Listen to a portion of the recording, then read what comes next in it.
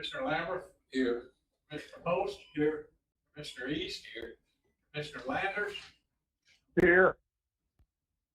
Commissioner Hunter, Here. Commissioner Hammond. Here. You should have a copy of the Thursday, June 22nd meeting. Hope you had a chance to look over it. So.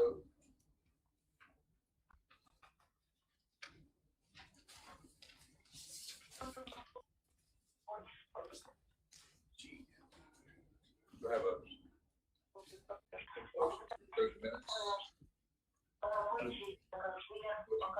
Anthony, do I have a second? Second motion. Mr. Posey, discussion. All in favor say aye. Opposed? Aye. Thank you. Rulings, none. No bond, no appeals, no hearings. See. We'll go right into new business, and Byron, you want to take over public hearing on the following proposed rule changes? We have five proposed rule changes to be submitted by Oakmont, and they're required by law to, but we have a public hearing before those are adopted. They have to get approved with the governor's office, the DLR, the Bureau of Legislative Review, and then become effective once everybody's reviewed those rules. And so these are all rules related to horse racing. Skip, you want to come up? Skip Evil, attorney for Oakmont.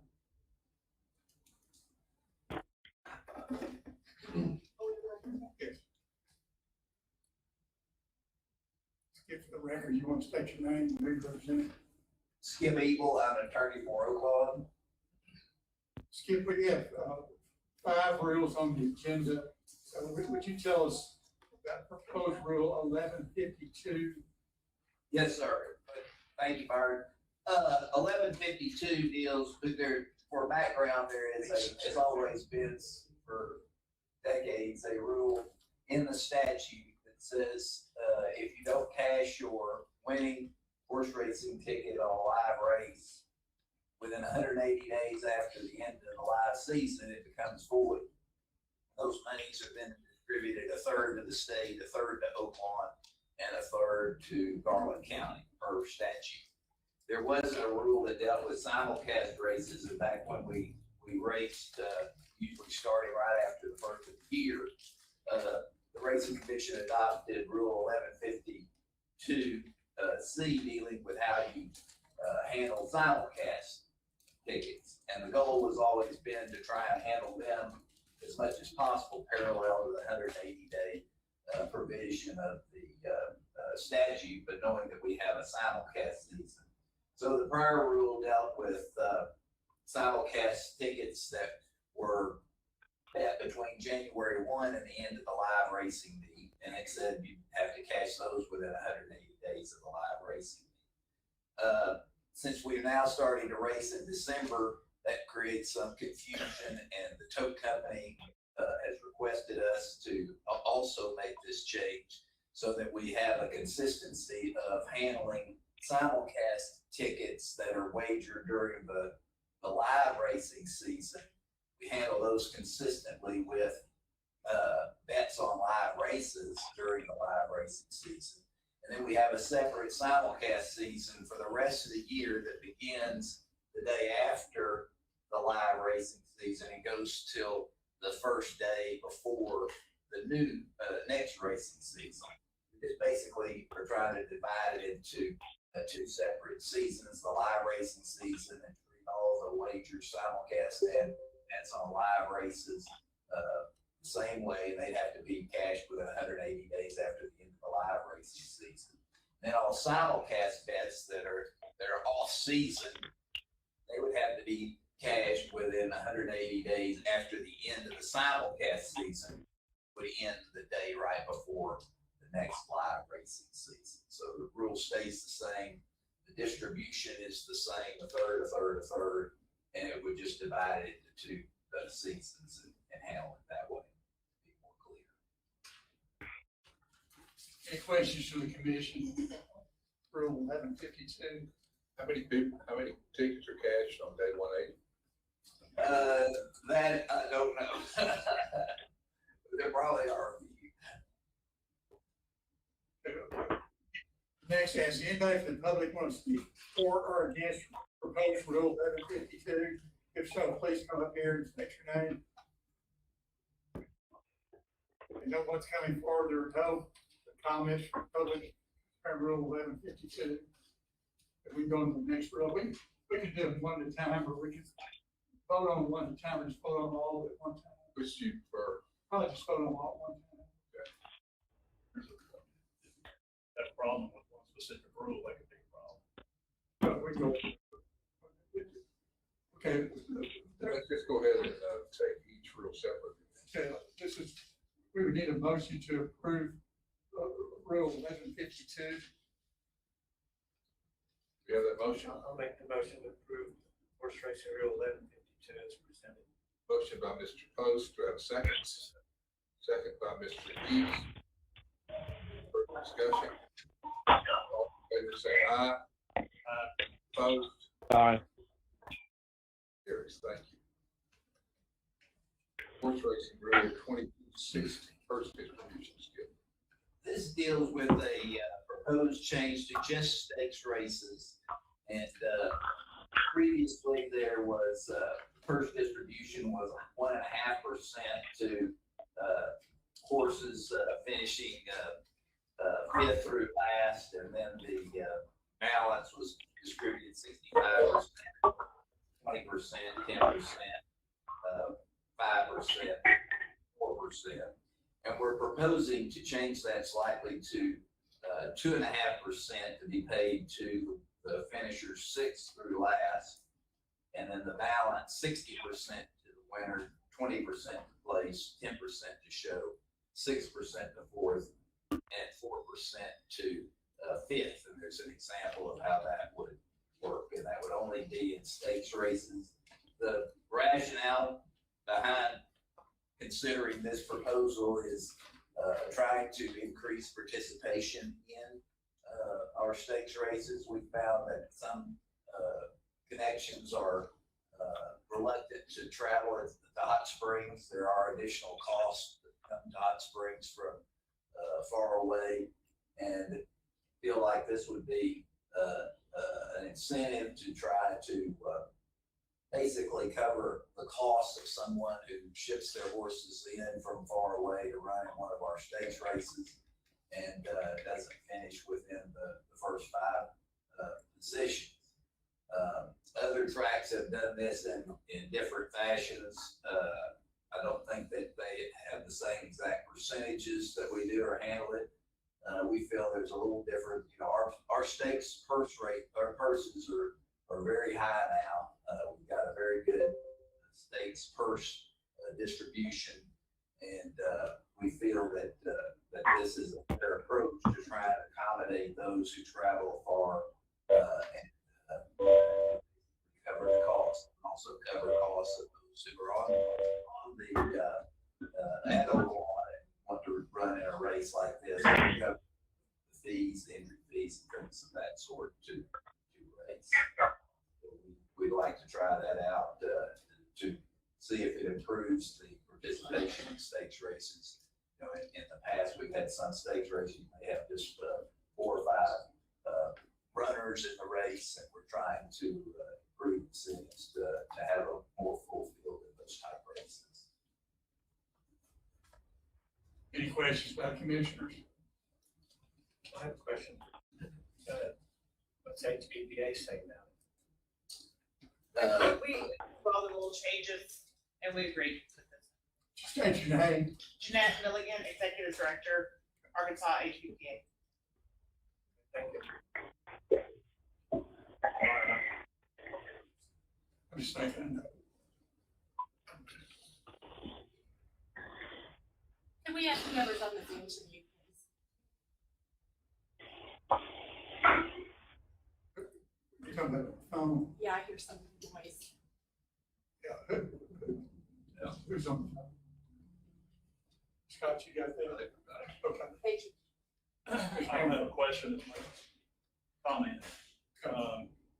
We took this up last year, and when the 1.5% was initiated, and there was some concern expressed at that time that at some level, you're incentivizing horses that don't need to be in stakes races to be in stakes races. I tend to be kind of negative in nature, so I look for unintended consequences or problems that might arise. The example has a $200,000 race, but obviously Oklahoma's got $1 million races. You're paying $25,000 for somebody to run last. I know it costs maybe $5,000 to enter, $5,000 to start, but a $15,000 check for jogging around the track, you could attract some horses that don't need to be in the race. Second thing is, if you ask an owner what he's going to win, if he wins $1 million race, he's going to say $600,000 because that's the standard, 60%, at least that I've always been familiar with. I know other tracks continue to pay.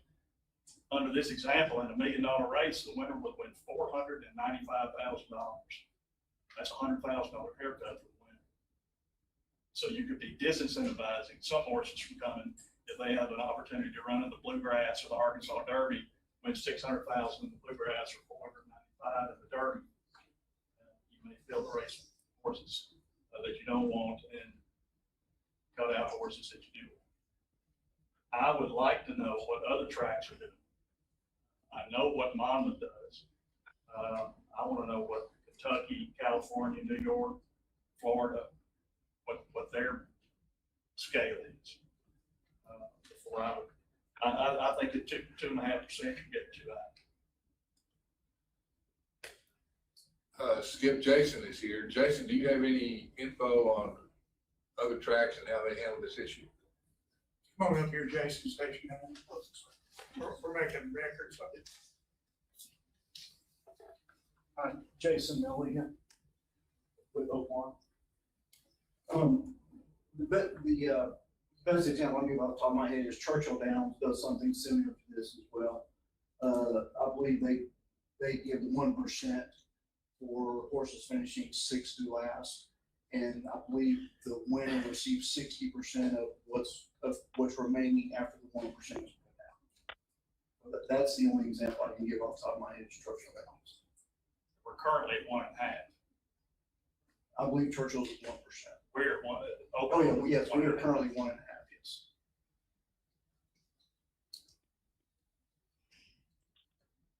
Anybody want to ask Mr. Milligan any other questions?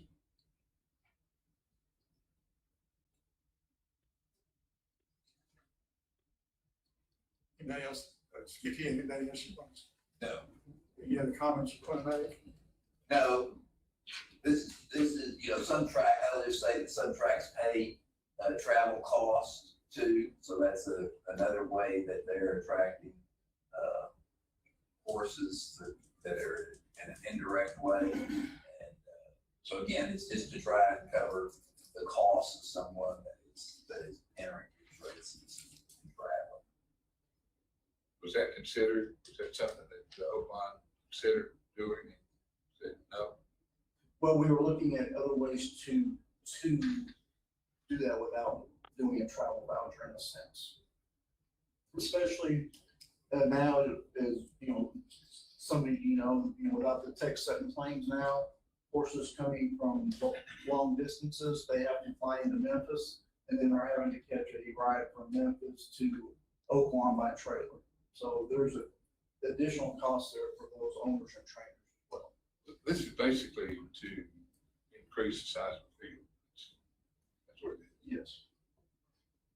I mean, we watch races. We've seen a lot of smaller fields this summer, so we're trying to get larger field sizes. Which, in most cases, the betting public want to see a large field. Exotic wager. Yes. But on the other hand, there are some horsemen that believe it promotes mediocrity in the sport. I can see both sides. Yes, sir. Any more questions? Do we have any comments or questions from the public concerning this issue? Hearing none, I'll ask for a motion.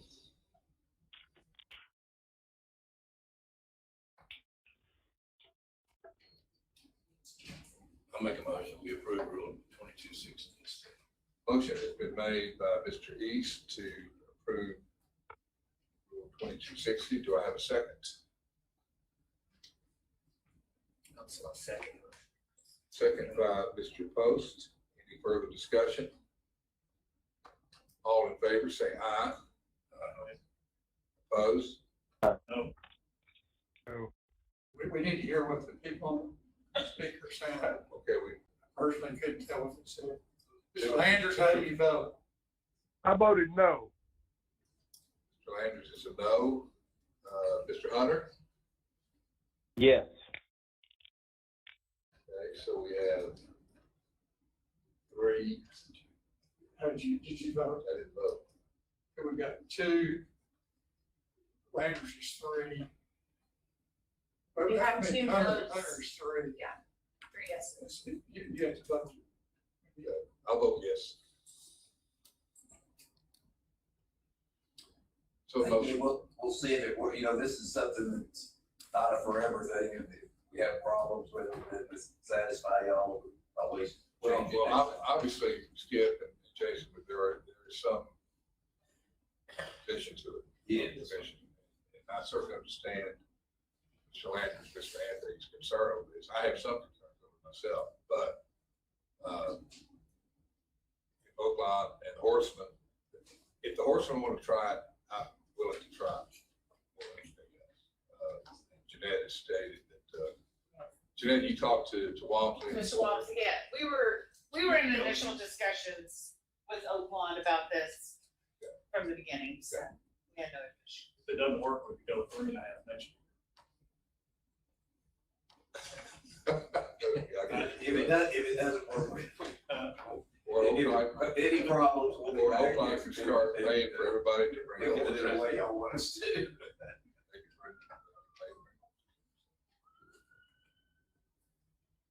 And the next rule we have on the agenda is Rule 2444. Mr. Abel. This deals with just tweaking the claiming preference.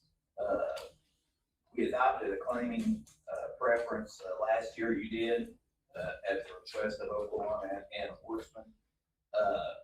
Last year, the claiming preference, once it was awarded, it didn't begin until the next Tuesday of the next week.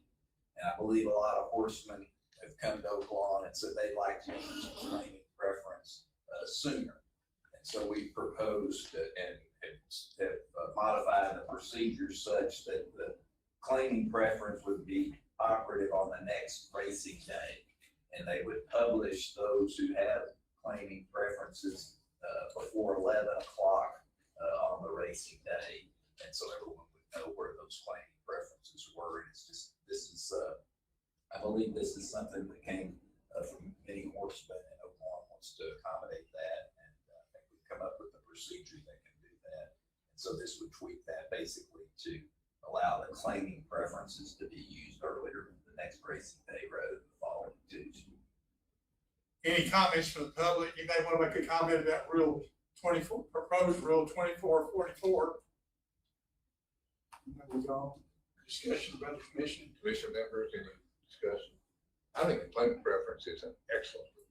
I really like it because that gives, if you lose a horse, you have an opportunity to get a horse back. We lost like 16 or 17 shakes in a row until we got a claiming preference and we got a horse. So it's a big deal, I find. And Oakland, the horseman for this one. We agree. I think it's worked well. Do I have a motion for rule number 2444? Move approval. Mr. Anthony makes the motion. Do I have a second? I second. Landers. Mr. Landers makes a second. Has a second. Any further discussion? All in favor say aye. Aye. Opposed? Aye. Motion carries. Thank you. 2458, Skip. This is again to kind of tweak the rule to change the rule to take into account how we're really racing, nowadays. This rule 2458 previously prevented, you from racing at another, horse race meet, for horses claimed during the, final 15 racing days until 30 days had lapsed. And so, or that was the exception to the 30-day waiting period. And the exception was that if you were claimed in the final 15 scheduled race days, well, we're racing, a lot of times 3 days a weekend. And so that was basically could be 5 weekends. And so this just changes it to 21 calendar days for the exception to apply. And I believe the horsemen are on board with that as well. Jeanette, you want to speak? This is the, Jeanette, yes, no, we were fine with that. It's basically I think it's a numbers game, 3 days a week racing versus we just race 4 days a week. And it's about the same amount of time. So if you don't run back, if you can claim a horse in those last 21 days, you don't have to run the horse back, you get out of jail into the meet. Before that, you need to run your horse back at Oakland to keep people from taking our horses away and giving and claiming them and shipping out with them and not running them back. So we agree.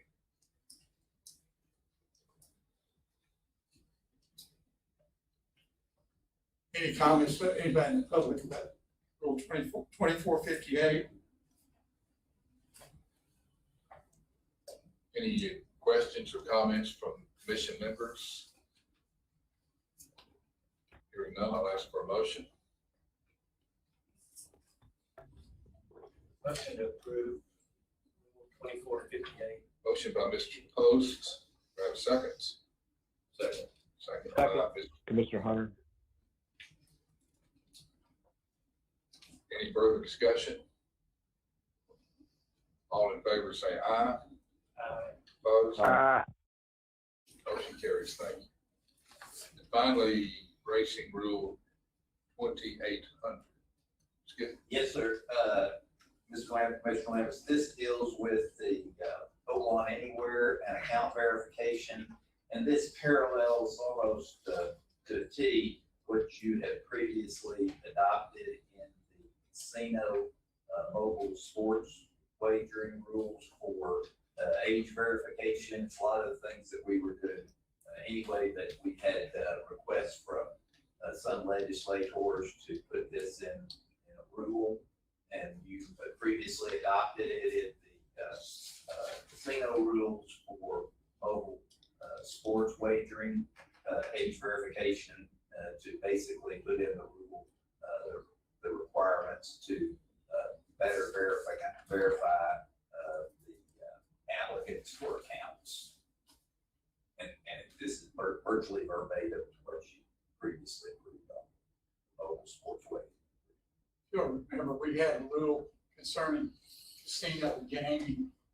It's almost identical to this. So there was a request by some of the legislators because they were afraid that people under 18 were getting hold of their parents' phones or, or some family member's phone and making wagers when they were under 18. Trying to stop people from under 18 from making wagers. My granddaughter. Right. That's not something. Any comments from the public about proposed rule 2800? Do I have a motion to approve rule 2800?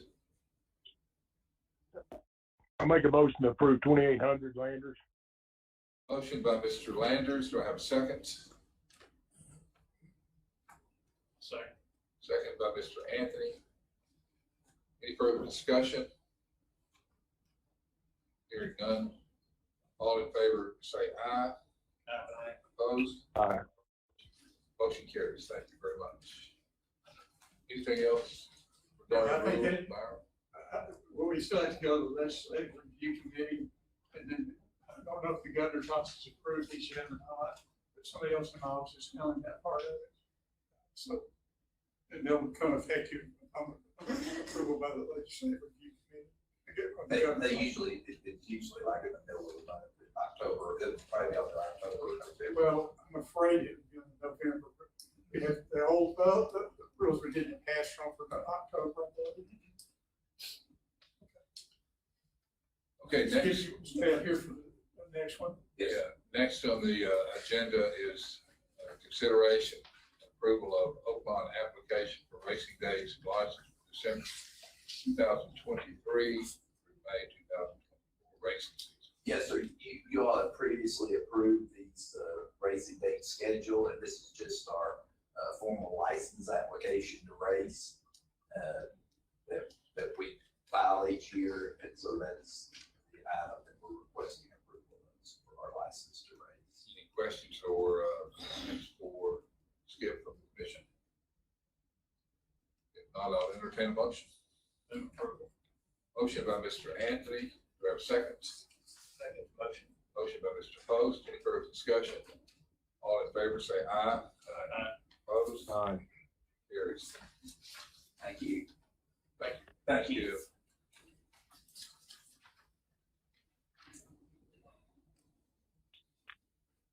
Next on the agenda is the review of Arkansas statutes passed by the legislature and any required changes to the ARC rules. Chairman, the legislature passed an act requiring all administrative agencies after a legislative session to go through and see if any laws were passed that required us to change our rules. And the legislative council is kind enough to put out a handbook of the rules that were changed that were done that affected the Arkansas Racing Commission. Session, I have reviewed those. What we need is a motion to have Smokey from the commission to certify to the legislative council that there's no need to change any of our rules. And I've examined the summary of the rules that the legislative council passed out, and I'm not aware of any rules that we have that were in conflict with any legislative changes. We'll have to do this every year. Members of the commission, any questions or comments for Byron? Hearing none, I'll entertain a motion.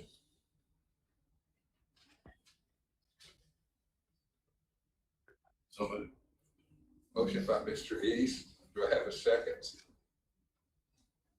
Second motion. Second by Mr. Post. Any further discussion?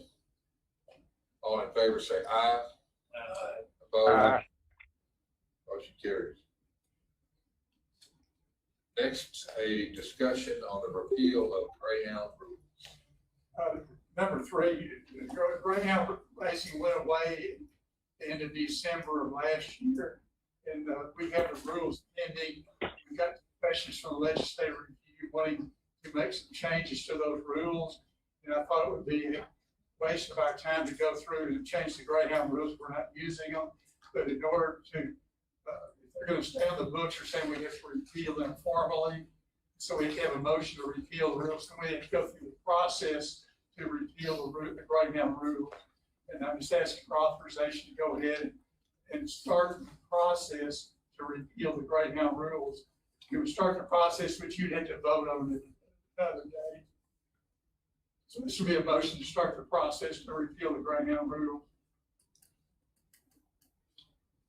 Okay. Why do they need to be repealed? What if someone wants to start a greyhound racetrack? Well, they have to get authorization, legislature, to get a license first of all, because there's only that one license and they stopped doing it. So then we can adopt the rule if someone applied for it. Mr. East, I think you ought to be handling that. I'll be happy to. I'll make the motion. We feel sorry. Sorry, I'm sorry. That's all right. Come on up here and state your name. Come on up. State. I'm Steve Lancaster, attorney for Southland. We do not have any intention to resume greyhound racing. However, that statute and the for not just Southland, but anyone who wanted to participate in that. That statute is still on the books. And for that reason, I kind of look at it, it's doing no harm. But in the event that, whether it's Southland or anyone else ever wants to take advantage of that process, the rules would already be in place. So while we don't intend to use them, I think it would probably be best to keep them. Well, the reason I'm proposing we repeal them is that the legislature wants us to make changes to the greyhound rules, which will take hours of the commission's time and the legislative review committee's time, which I think is a waste of our time if we're not going to use the rules. What could we possibly change our rules? That make any difference? Well, these are rules that the legislative review committee has come up with and wants to change the rules, which makes no sense to me whatsoever. They want to change the rules that apply only to greyhound racing. Well, okay, the way the state law works, the greyhound racing rules, electronic games and skill rules, and the horse rules and the casino gaming rules are on the website at the Secretary of State, and they're what they call the administrative code book.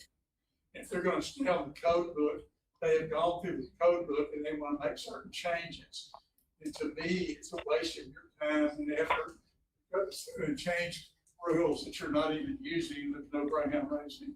And so I told them that, it seems like repeal would be a sensible thing to do. Well, if we just keep a copy of the rules and somebody else comes in and wants to greyhound race, pass all the rules again, right? Yes, or you do it on temporary. Just don't destroy it, keep them in the drawer. Correct. That is correct. Yeah. They would have to go through the entire rulemaking process again. It would be a simple matter of just adopting. Well, you can do it on a temporary basis where you can put them in place. We don't ever do that, but in that case, we could. I just think it's a waste of the commission's time to go through rules we're not using. So how does that? I understand, and certainly don't mean to put anybody to extra effort. But if they're not hurting anything, I think it'd be preferable just to keep them. Then we'd have to go back and go through these changes that the legislature is proposing. I don't see that. Any further discussion? Commission? I think the motion would be is to approve starting the process to repeal the greyhound rules. And there'll still be another discussion about it. Because you have to go through the same thing we're doing to adopt the rules today. The rules are going through to adopt. We have to go through the same process to repeal the rules. So all we're doing is a motion to start the process. I move we start the process. Motion by Mr. Anthony. Do I have seconds? Second. Second by Mr. East. Any further discussion? All in favor say aye. Opposed? Motion carries. Thank you very much. Okay, Steve, you want to stay there? We got the same thing on electronic games of skill. We don't have any electronic games of skill that were operating because the casino rules took over. And so, Jennifer, did you look at this? I did. What do you, We don't use any of the electronic. would you state your name? Jennifer Russian.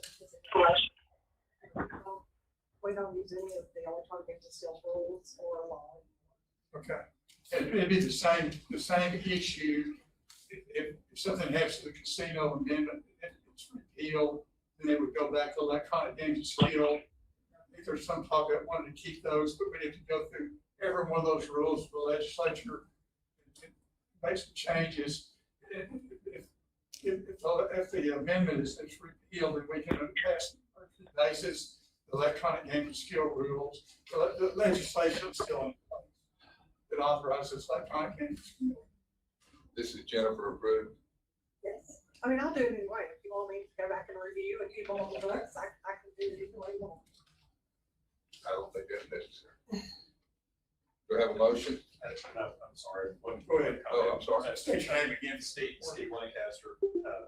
At the same point as before, though, one additional caveat casino rules, there is a provision in Rule 2.13, I believe, that provides that if Amendment 100, the casino amendment, is repealed or anything happens to that, then we automatically go back to, and it references the games of skill. So there is a provision in existing rules to use those in the event that happens. Hopefully that never happens, but if it does, then again, there would be an immediate need for both Southwest and Oakland to use those skill rules.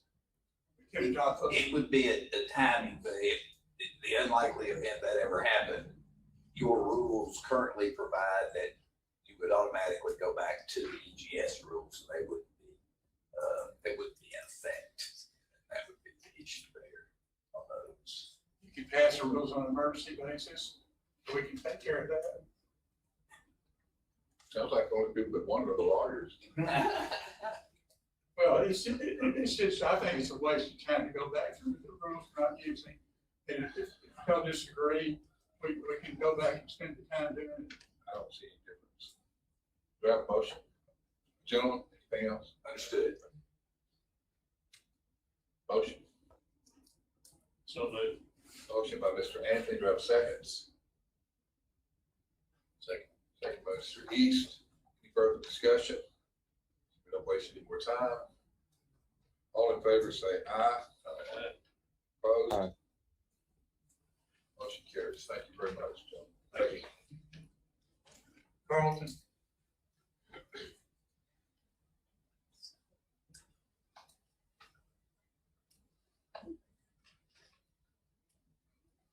Chairman, the fifth thing is that it's a serious request. I was jumping in, I'm sorry, I was Carlton, I'm sure.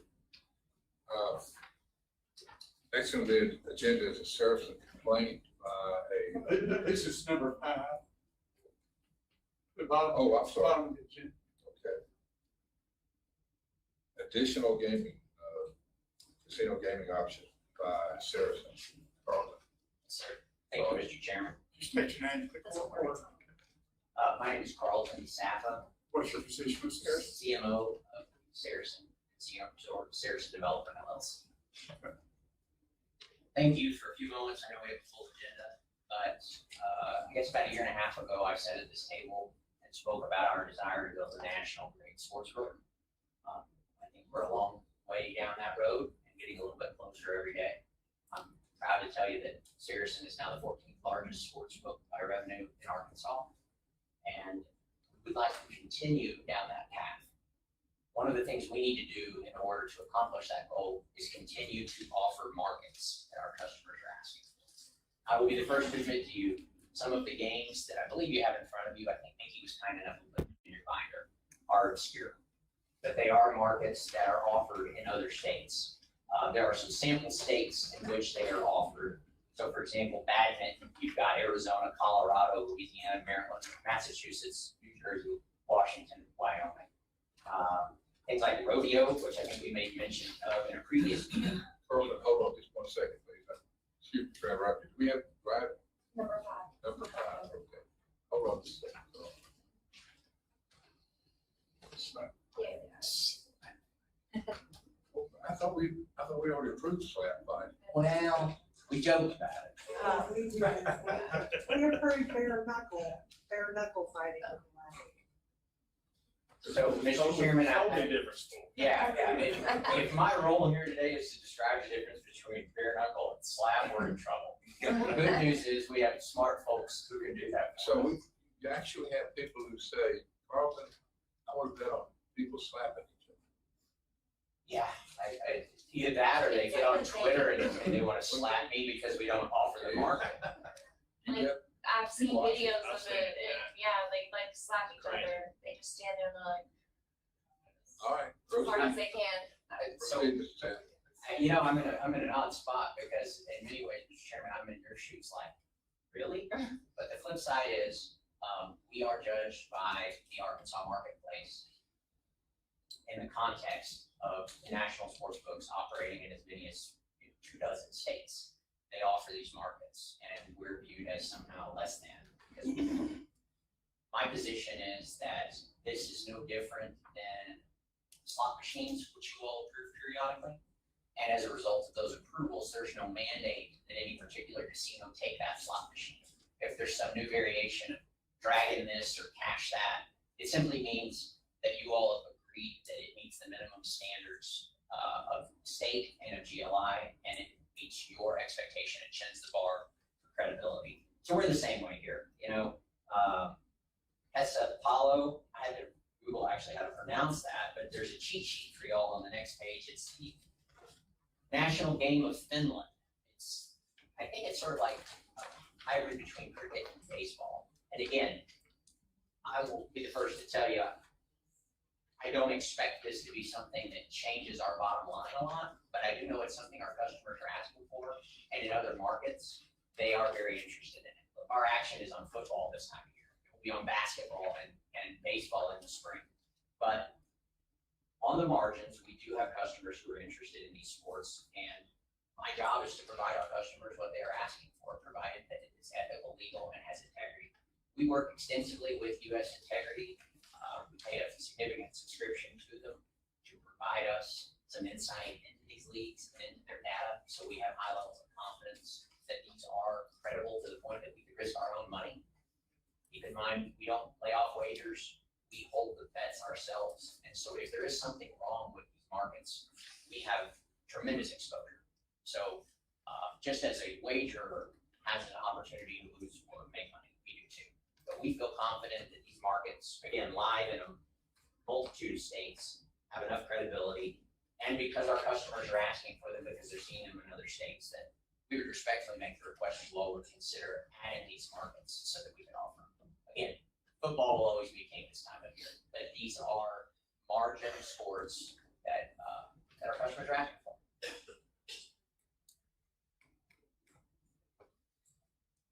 And yes, it's strange. Comment? Pardon? Can I comment? No, absolutely. State your name for the recording. Please do. Go state your name, please. Jennifer Russian, Zeta Gaming.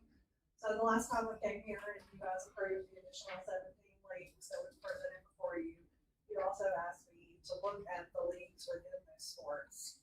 So I am currently working with U.S. Integrity, which you mentioned. Genius Sports is the data provider for Oklahoma, and Sports Radar is the data provider for Saracen and Southland. So I'm working with them to establish how they go about identifying the integrity within the leagues before they offer the odds to our operators. So once I get an understanding of that, I am going to allow them to offer the leagues that they're going to stand behind. So I feel confident with these vendors that are licensed vendors with us that they are going to make, they would not offer odds unless they are standing behind the league and the integrity and the governing bodies of these sports. So even if you add additional ones, there's still a level that I'm reviewing it. And gonna hold someone accountable, whether it be these vendors or the properties if it goes bad.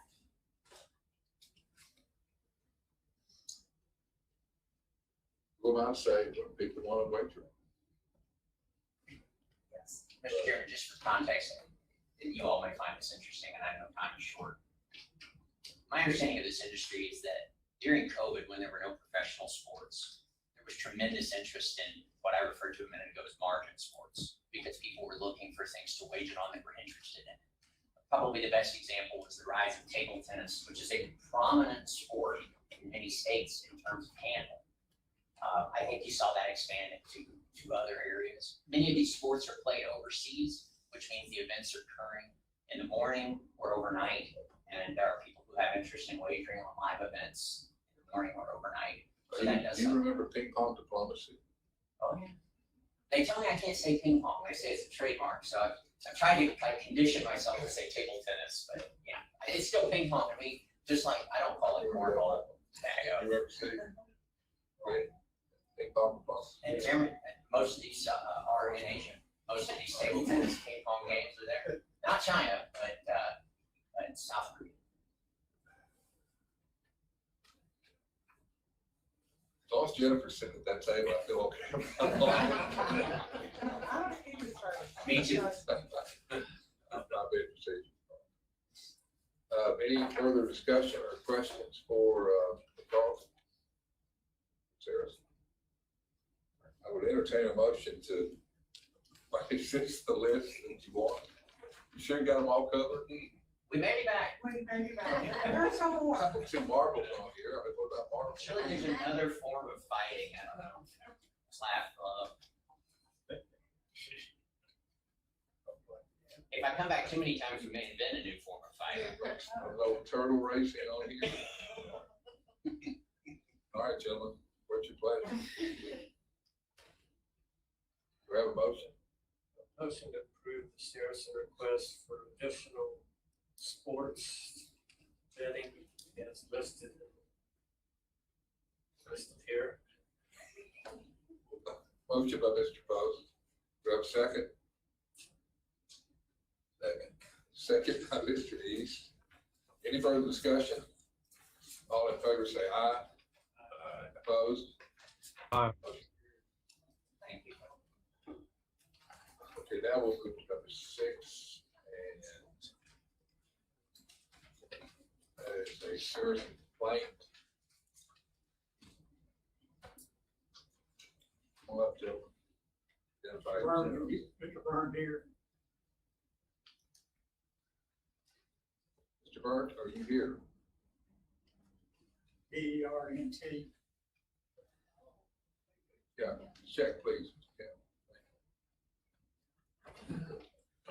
Gentlemen, for the record, would you identify yourself, please? Mr. Chairman, Commissioners, my name is Ron Hope. I represent Saracen. I have here with me Neil Atkinson.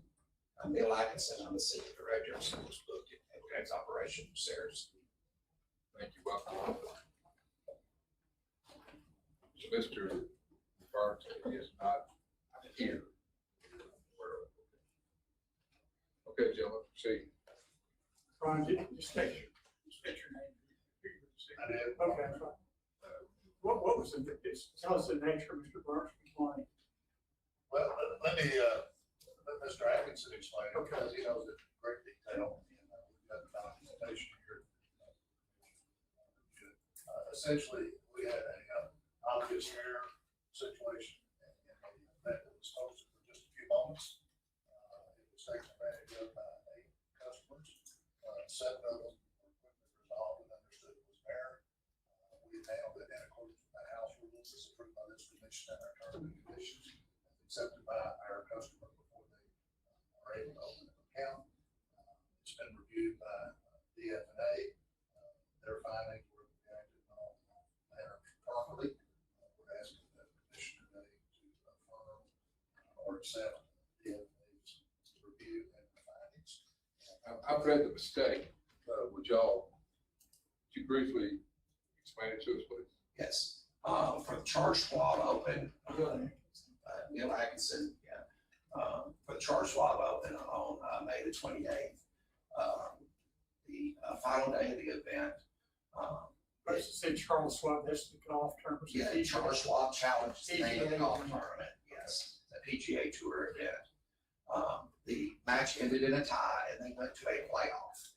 While they were waiting, we offer live odds and live pricing during that event. For a time of approximately 4 minutes, the fee while they were waiting to tee off after the event had ended and before the playoff holes began, the pricing feed had a technical error and reverted back to pricing earlier in the tournament and was active for about 4 minutes.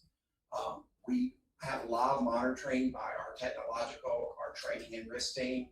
They're the ones that do all of our pricing, manage our risk, and monitor the bets as they come in for any irregularities. Our software system alerted us that our pricing was significantly different from the consensus market pricing out there, which allowed us to identify this error. Please detail the Yes. the players and the mistake. All right. That it was the pricing error was made, which incorrectly priced the 2-person playoff at 23 times the market pricing. we were off the, offering of the price that was displayed by the technical obvious error was plus 22.50 for Grillo and plus 250 for Schneck, which was the other person in the playoffs. It should have been, because they were going into a playoff, minus 110, 50-50 odds going into the final playoff hole there. And again, the technical glitch reverted to the pricing much earlier in the tournament at approximately 2:30 p.m. Let me make sure I understand. The odds on who was 22, was 2,550? Yeah, the pricing error offered Gorillo at plus 22.50. Okay, and the other person in the playoff was it 250 dollars? Plus 230. And let me explain that to you. That's the American odds format. If you would make a $100 wager, we would return $22.50 for that wager. For SCHENK, the last name, his odds were priced at plus 230. That means if you had made a $100 bet, we would return $230 if that was the correct pricing. If I understand, the actual odds were 250. We're minus 110 on each. Minus 110 each. That means you would have to pick up 190. what it would do is that if you made a $100 wager, you would win 90, return your original stake and the $90 win. There were 80 people caught that. Yeah, it was, because it was a playoff situation when the regular match ended and it was a tie, they were practicing for the playoff. During that time, when the feed put out the live odds in anticipation of them teeing off, it reverted to those incorrect odds, which should have been minus 110 on each offer. How did you resolve the issue with the 7 that accepted? What we did is when we discovered the error, we immediately suspended that market so we would not take any more wagers. And we kept that suspended because it was an obvious feed error. We did not take any more wagers on that particular market. At that time, we began composing the list of the bets that the people to take, and we took the initiative to initiate contact, which each and every one of them, as soon as possible, we wanted to contact them before the bet was settled, but we attempted contact with them, and most people were satisfied with our resolution and pricing the market at what the market pricing should have been. So they got the market price? Yes, they did. If I understand, Saracen has a house set of rules, is that correct? Yes, and that's restricted. What is the rule say? Or distributed? Yes, I'll give that to you. Specific rule that we had in our terms and conditions and in our house rules to cover whenever these technological obvious errors happen is Rule 19, specifically 19.1.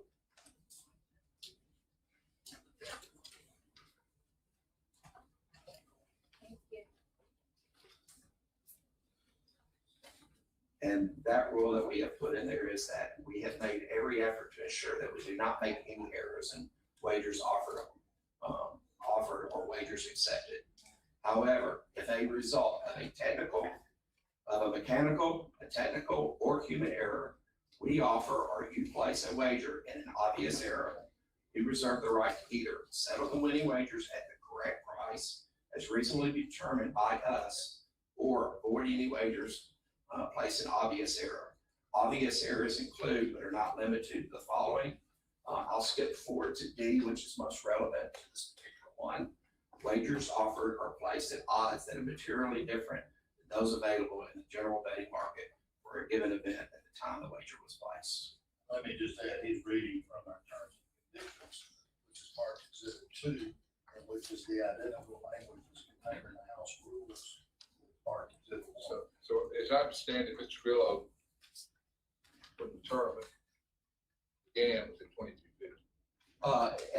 That was the highest odds before he became the leader in the tournament. It was about 2:20 p.m. around that time. His odds were at plus 2,000. Once he had a 2-stroke lead going into the last hole, he was minus 6,000. That means you had to lay $600 to win $100. He was a heavy favorite. The only times that the odds changed back to almost even was when he hit an errant shot at about 4:20 p.m. It hit the trees and went into a gully. It was an interesting situation, made the news, because the ball actually floated down a culvert for about 5 minutes. I remember that, yeah. And they had to do a ruling on it, and he finished out the whole tie, which caused the playoff. The wager in question was not associated with a pricing change at that time. This wager was made after the original 72 holes were completed, and they were going into the playoffs. So The wager was made prior to the start of the playoffs. it was made prior to the start of the playoffs, approximately 5:03 p.m. The event that the reference to in this complaint happened around 4:20. But it was between the end of the regular match and before they teed off. before the playoff. So Yes, sir. there was a window there for the best protection. Right. Wish I'd seen it.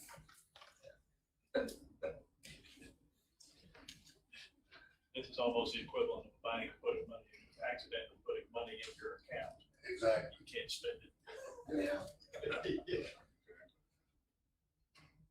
Any questions or comments for attorneys during this issue? Byron, I assume that Mr. Byrne has access to the civil courts. He can appeal what the commission does based on the record that we're establishing today. He has to show use of discretion.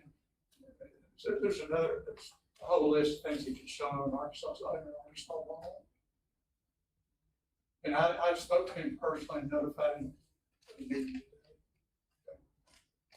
Mr. Chairman, since we are on the record, before the commission makes a decision, I request an opportunity to have a client under oath, identify these documents and make a point.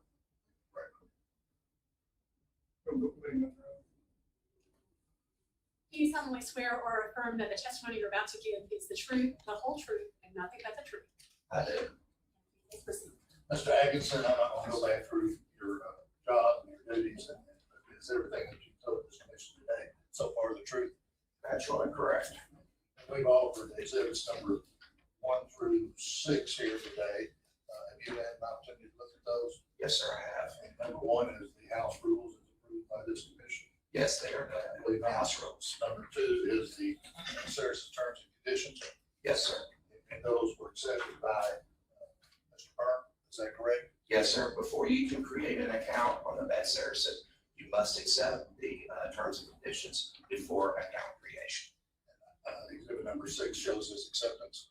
Yes, he did accept those terms and conditions.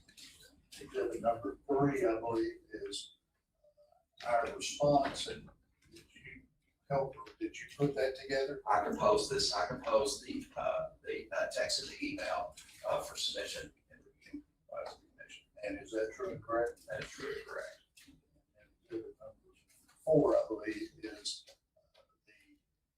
the review and findings of Department of Finance Administration. Is that correct? That is correct. Did you say Finance Administration, Jennifer Rushing, correct? Yes, it is signed by Jennifer Rushing on 28th, 2023. Yes, And you received that? I received that. And that's what you're asking the commission today to affirm or accept? Yes, sir. So with that, Mr. Chairman, I'd like to put items 1 through 6 in the record. So moved. Thank you. Just as a point of information, has this rule been invoked previously? Yes, sir.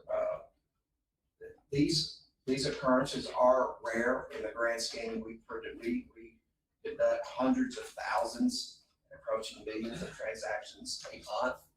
These are very, very rare when they do happen. That's why we do have these rules in place, to have it very transparent on how we're going to handle whenever an obvious or a technical error does occur. Who caught this? I'm sorry. Who caught it? Our trading team, the trainers are the ones that monitor all of our bet activity as they come in. We have technology that identifies when any bets are coming in that are materially different from the consensus lines out there. We subscribe data services, and we are always comparing as part of our checks and balances. And again, this market was only up for a time period of 4 minutes before we were able to detect, identify what the issue was, and turn off the market because of the error. And it was a Melco training, which is our technology partner that runs our platform. And it's part of our agreement that we monitor our risk and our pricing and our markets on a lot of real-time basis. Thank you very much. Anything else before we move on this? Let's get Jennifer here real quick. Okay.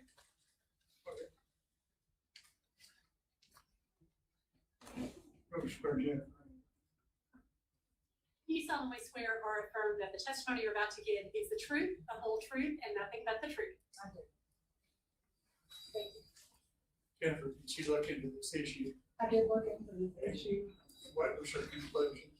My conclusion is that it was. Excuse me, whoever that is, turn it off, please. What is that?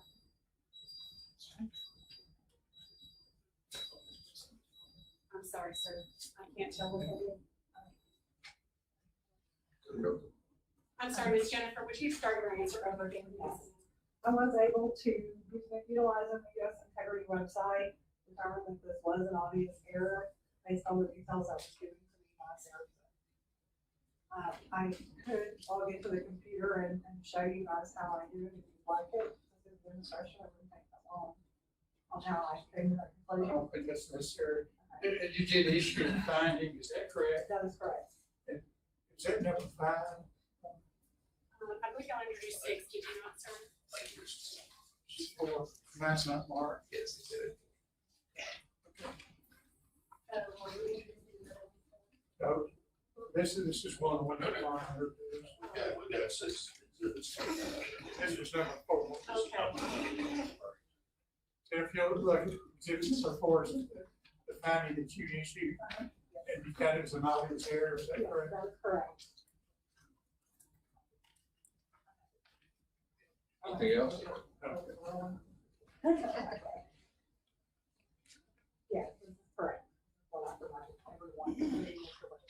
Commission members, anything else for any of our witnesses? That's all we have. Thank you. Do we have a motion? Mr. Chairman, I move that we affirm the decision of Jennifer Rushing in favor of Sarah's in this case. Thank you, Mr. Anthony. Motion by Mr. Anthony. Do I have a second? Second the motion. Second by Mr. Post. Any further discussion? Hearing none. All in favor say aye. Aye. Opposed? Motion carries. Gentlemen, thank you very much. We'll be excused. Thank you. Thank you, gentlemen. Next on the agenda is a consideration and approval of license. So we had 2 more complaints. Or Elam, E-L-A-M, here. Want to come up here, Mr. Taylor? Yes, sir. Or wait till he clears out and you can sit closer to me if I can do you better.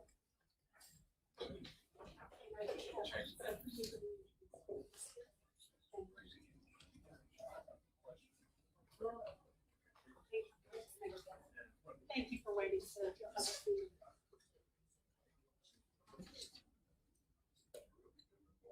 Okay. Everybody ready? Stephen, you want to state your name, please? Yes, Lord. You want to swear in, Mr. Elam? You solemnly swear or affirm that the testimony you're about to give is the truth, the whole truth, and nothing but the truth. Tim, would you briefly describe your complaint, please? Yeah, what it is, I was at the Saturday game and having a innocent day, playing the machines like I normally do, get the day off at MGM and Tourniquet.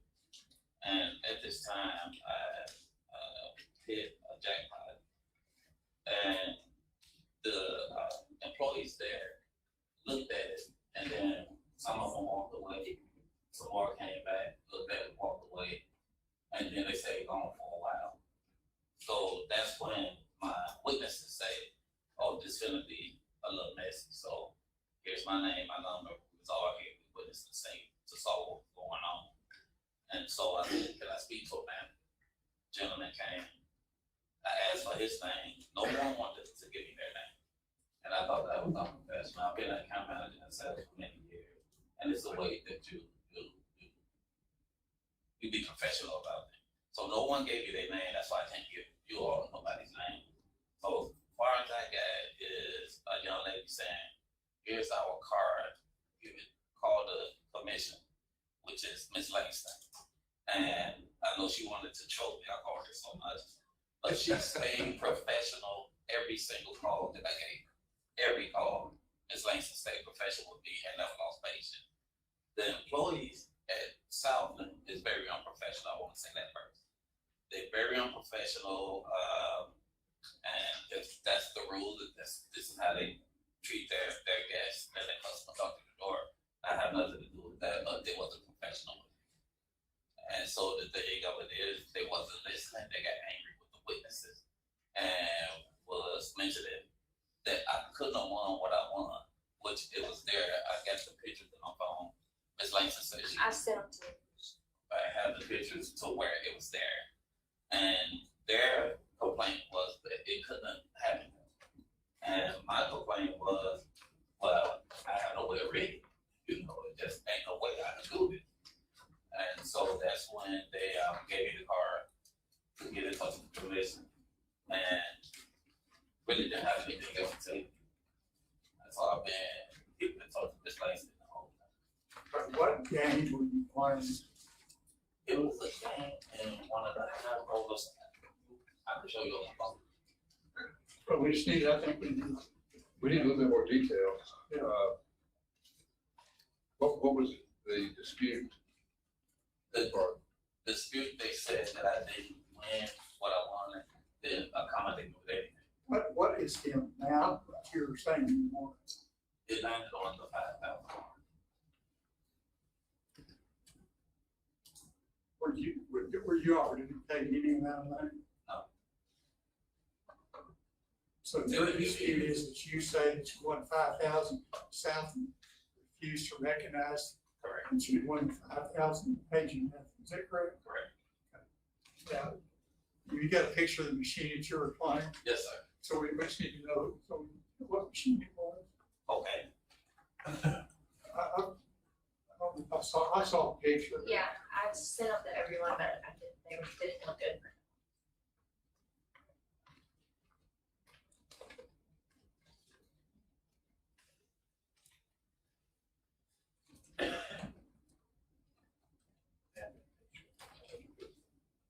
It's not in your guys. I sent it to you in email, but the picture didn't look good. I don't know if you can tell. Yeah.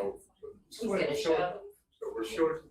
Yeah, Looking at a screen, a picture of the spot. This video is showing the commissioners, the picture of the. Go ahead, show us the commissioners. Here, it's right here. Who took this picture? One of the witnesses who was watching. I didn't know them personally. They were just sticking around and they saw what happened and took a picture.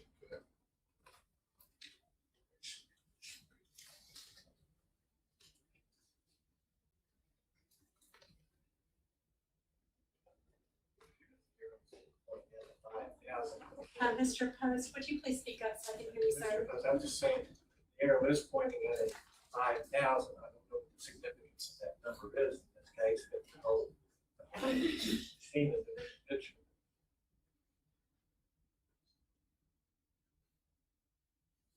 So.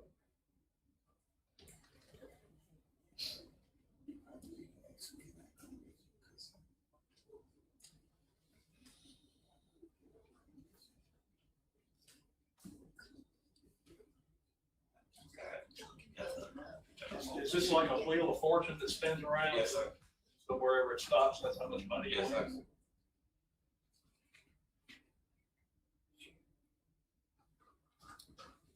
I think I got another machine.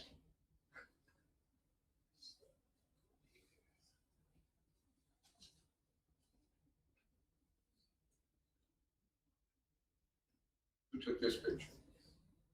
Uh, A different witness or the same witness? no, but it's not. I'm sorry, it's a different machine. I thought I had. Okay, all right, I think we know. Okay, on the picture. So, Jim, you are requesting that Southland pay them $5,000. Oh, they didn't give me anything. But you're asking them to pay $5,000. Yes, sir. Okay. They refused. Yes, sir. Have they offered you anything? No, sir. Nothing. Nothing. I'm assuming we're here from Southland on this issue. Do you have anything else to add to this, sir? Well, you know, they responded to me through emails with Ms. Langston, and I responded back to them, so we was going back and forth. And this is why I'm here today, because they just look at it like this could have been done, and they agree with it so many words, take it up here and over there. These individuals that took these pictures, other people that took these pictures that could corroborate what you're saying, or where are they? These. The witness, like I said, I don't know. I put their name on the email, and they said if you guys have any questions, you can call them. Of course, this was over a year ago, going back and forth to try to reconcile this, but I don't know them personally, but they did give me their name and number, and it's on the email. Mr. Elam, Yes, sir. you play this machine regularly? I play. You know how the Not this very machine. Not this very machine. you know how the machine works. I You know know how how the the game machine works. I do. Can you explain? It's Wheel of Fortune type. How does it work? Put money in. Yeah, you put money in, and then when you win 3 bonus, the bonus take you to the spin. You have to win 3 bonuses. Okay. Like I said, I'm a faithful guest to where I win so much comp they could put a room in my name. You know, so that's here and in Vegas. You know, Tonga, Mississippi. I'm an MGM member, and you know, went down there to South and. Okay, thank you, Mr. Elam. Anything else from you? Did you hear from, I'm assuming we're here from Southland. Okay, thank you, sir. Thank you. If it's all right, may I ask Mr. Elam a couple of questions? You can stay right there, Steve. Yeah, I'm assuming you're gonna have to swear him in. You're Steve's still on. running, so Okay. you've been sworn in. Yes, sir. Mr. Elam, my name is Steve Lancaster, and I'm an attorney for Southland. If you don't have any of your witnesses here today, correct? I don't. I'm coming at you from Memphis, Tennessee, so I know they weren't gonna take off work from right over. Okay. And you testified that that Southland said you didn't win, and that Southland paid you nothing. Is that right? That is correct. Isn't it true that you won $100 jackpot and you were paid that $100 jackpot? $100 jackpot on different spins. Actually, I won with this very same game a good 3 or 4 times before I landed on the 5,000. So one of the times, yes, sir, I did win $100 jackpot. Okay, that's all I have. Well, I've got a question. Who normally verifies? I'm assuming you have an employee at the table that verifies it. Well, not, and I've got a couple witnesses. Okay, sure. One from Southland and one, the other day, that's Mr. Jim Wilson and Ms. Kristen Jefferson. We haven't seen Jim Wilson in a long time. Still here. Hi, Jim.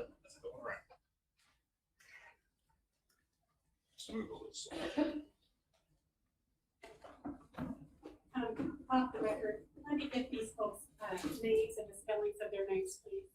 You're Mr. Wilson, Jim Wilson, and that's the company. Yes, I'm director of Southland. Just so it's not to clutter up our record. And ma'am, may I have your name, please? Okay.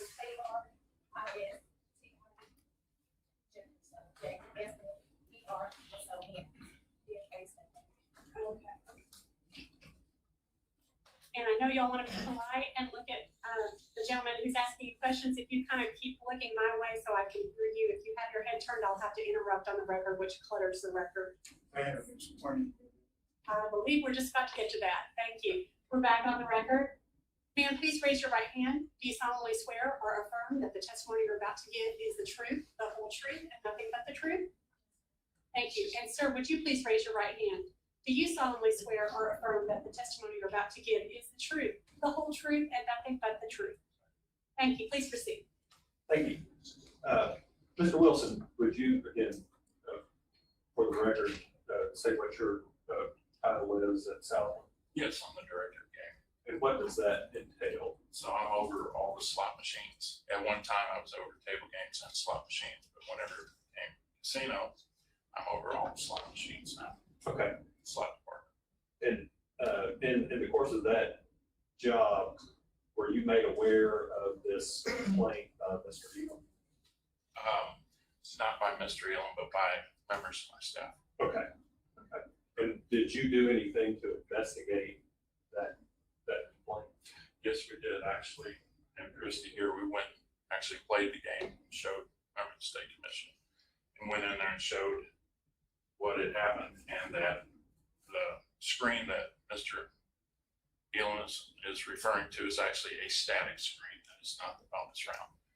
Christie actually videotaped the entire thing, and she witnessed the entire process that we went through to investigate. And when you say she videotaped and witnessed, she witnessed your investigation. She did not witness Mr. Elam playing. Correct.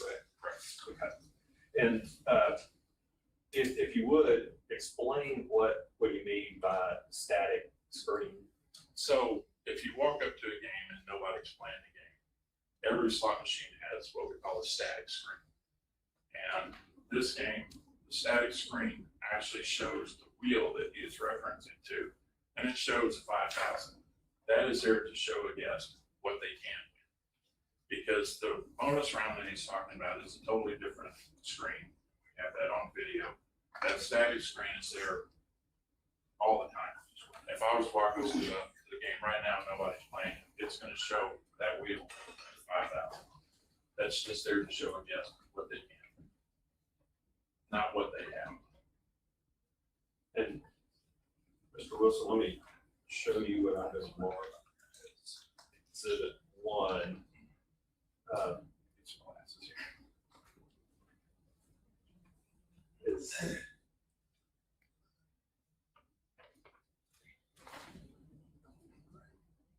Is that the static screen? Yes, that's where. Sorry, I don't have enough copies for everyone, but I can sure.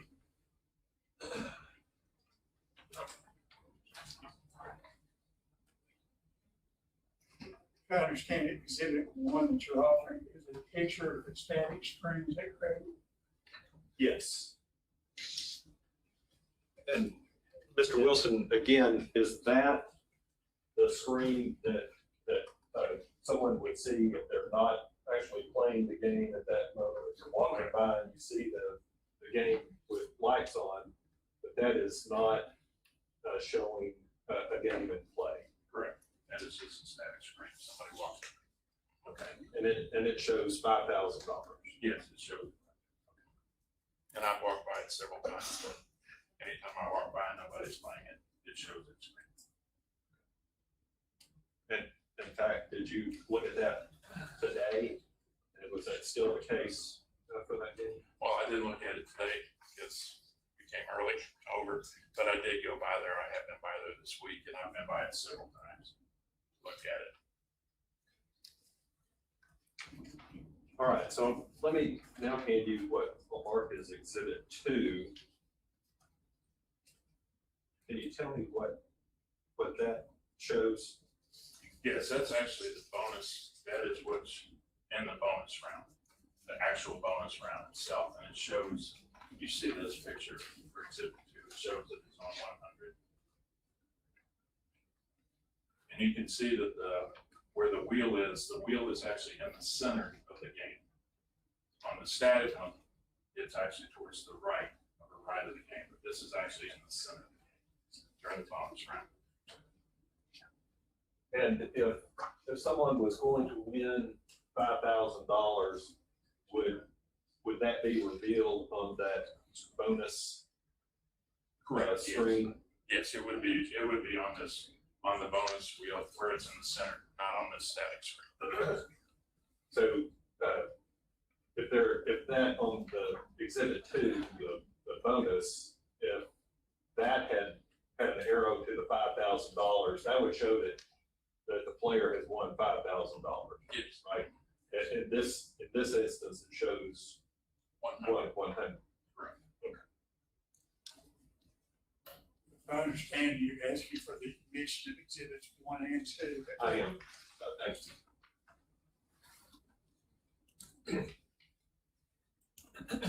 Mr. Wilson, did this, Mr. Elam play, was that on October 13th, 2022? 2022, yes, sir. And when did you first hear of the complaint? Do you recall? I believe it was like a few days after that. And is there any indication that Mr. Elam did not accept the $100 jackpot that he won? No, there was, because it was apparently cashed out. So, because it would have, after he won $100, it would have went straight down to the credits on his game. Okay.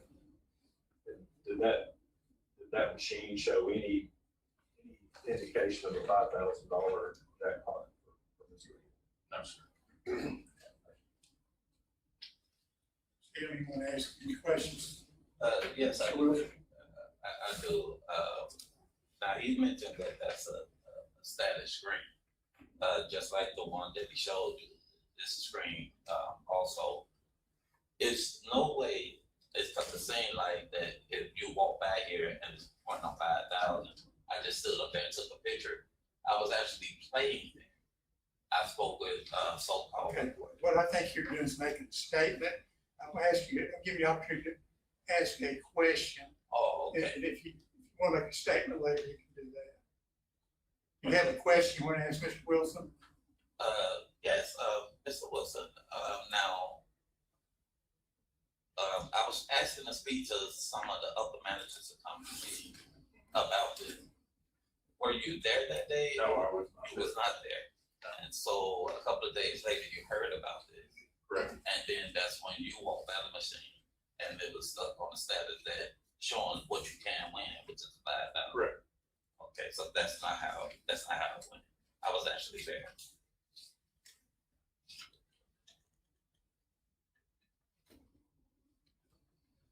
Mr. Elam, do you have any more questions for the witnesses? Well, thank you, Mr. Wilson's only witness so far. Yes, I was going to ask Ms. Jefferson a couple questions as well, if that's okay. Ms. Jefferson, would you give us your name and your role, title? My name is Christy Jefferson with the DFA section, and we're at the West Memphis location now, and the tax audit supervisor. Okay, so you're a DFNA employee. Yes, sir. You don't work for South. No, sir.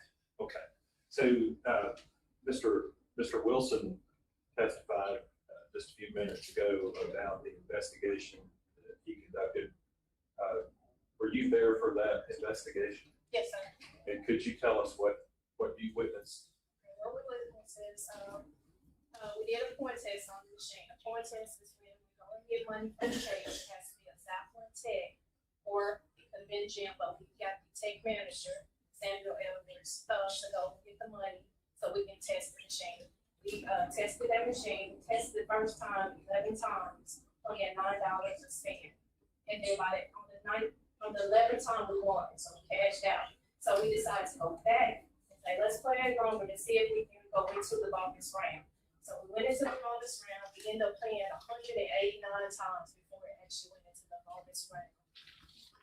And that's when we went to the bonus round and we won the $100, same as Mr. Ethan won, and it showed the same pictures to show. Okay, and those pictures, Exhibit 1 and Exhibit 2,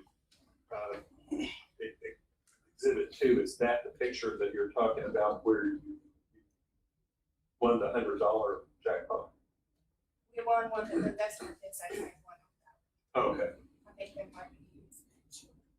It's our table, actually. I think that might. Oh, those are his? Yes. Okay. Sorry, I thought those were ours. Does that represent what, essentially what you saw, that it was $100 jackpot? Yes, sir.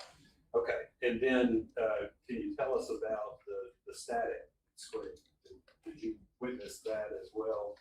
Yes, sir. What it is, so we, one person arrived to the machine and got them pointed down on the static, as well as we went a couple days afterwards to look. As we went as far as this morning, I had one of my representatives, which is the one to walk the gaming floor, to observe and report the activities of the gaming floor, went by this morning and sent a picture that also still showed 5,000 pointing down this morning.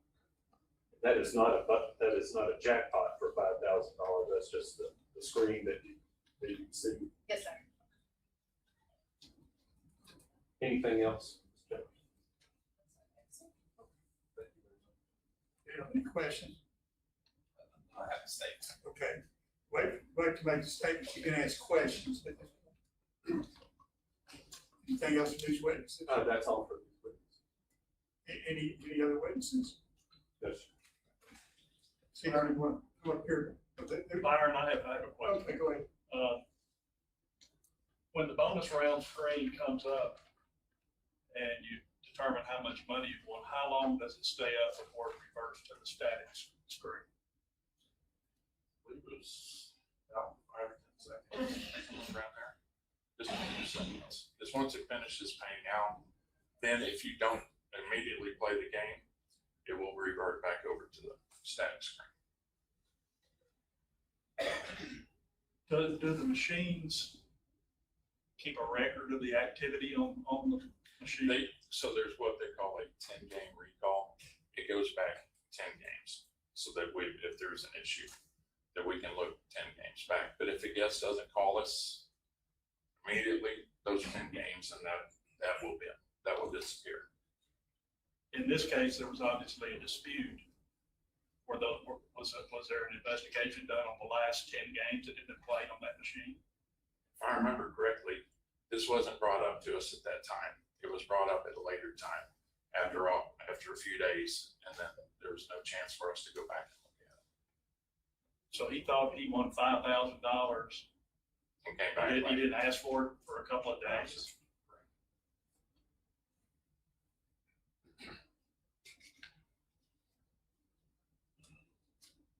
That's all. Any other questions, these witnesses? Step down. Could you state the name of the coin tech? He said his last name was unusual. Can you state that for me? Edwards. I guess I do. I might not think about it. What was the first name? Edwards? Yes, ma'am. Thank you. I knew I didn't hear that right. Thank you. Hold on just a second. One other thing. So Mr. Elam testified that when this happened, people came, Southland employees came to the machine. Is that true, or you don't know anything about that? That part of it, I was on my days off, personally. And I was told that some witnesses that he had came to the game, and that they took a couple of pictures that we saw right there. Are y'all notified when someone hits a $5,000 jackpot? Absolutely, because the machine lights up. Okay, so. And there was no signal that showed Bells, $5,000 whistles, win. Right. Anytime I win $1,200 or more, the machine lights up. And the signal goes to the Oasis, our slot accounting system, that lets us know that there's a jackpot. The machine did not lock up at any time. There's no lock up for it. We would have had a jackpot signal, and there would have been a record of the jackpot. There was no record. Would an employee go to that machine? Yes, if there was, absolutely. We go to every jackpot.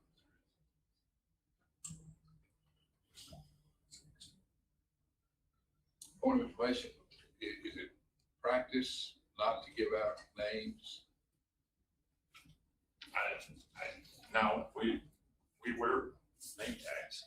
We all have name tags on when we're there, so we do. All your employees have name tags on? Sir? All employees? Yes, we all wear a name tag. Identification. Correct. I guess I'm struggling with Mr. Elam's testimony that there were numerous Southland employees that showed up to investigate this Right, situation. and I wasn't aware of numerous. 2 days later, you didn't know anything about it. Nobody Correct. reported it or anything. So these employees, did they report to y'all? I wasn't aware that there was any Southland employees that came over there. Like I said, we weren't made aware of this until a few days later.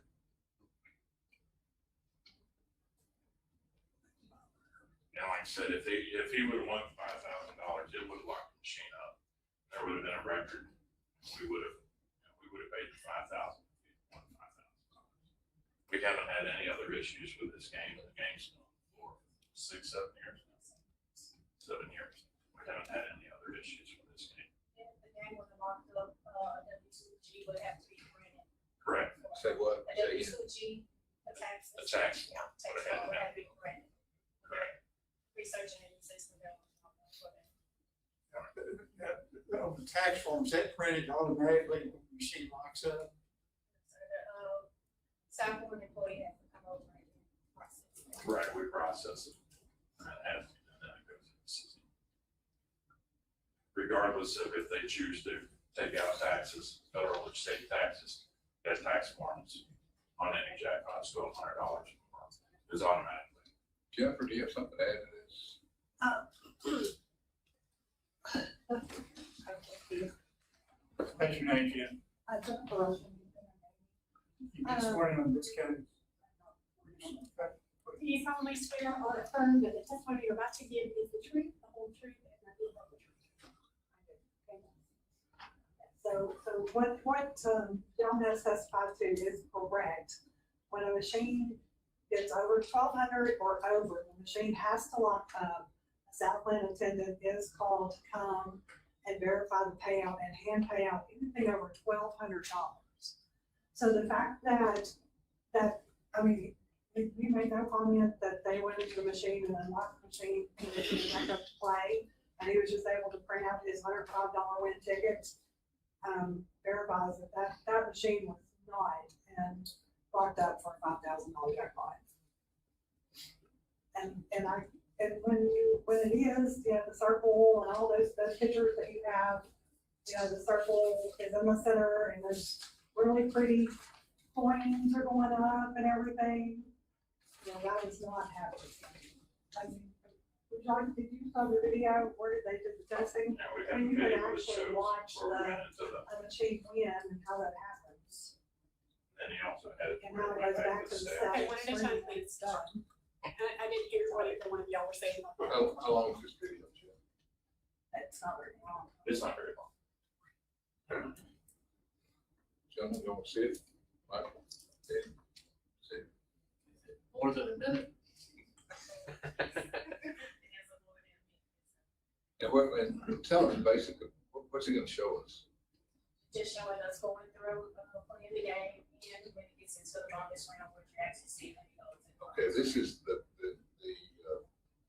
Point test. okay, this is the test y'all went through, to check the machine. Yes, sir. I don't think you need to see it, gentlemen, unless y'all have an overriding. Anything else, Mr. Sankey? No, sir. Can I ask, video, you have video of the floor, correct? Correct.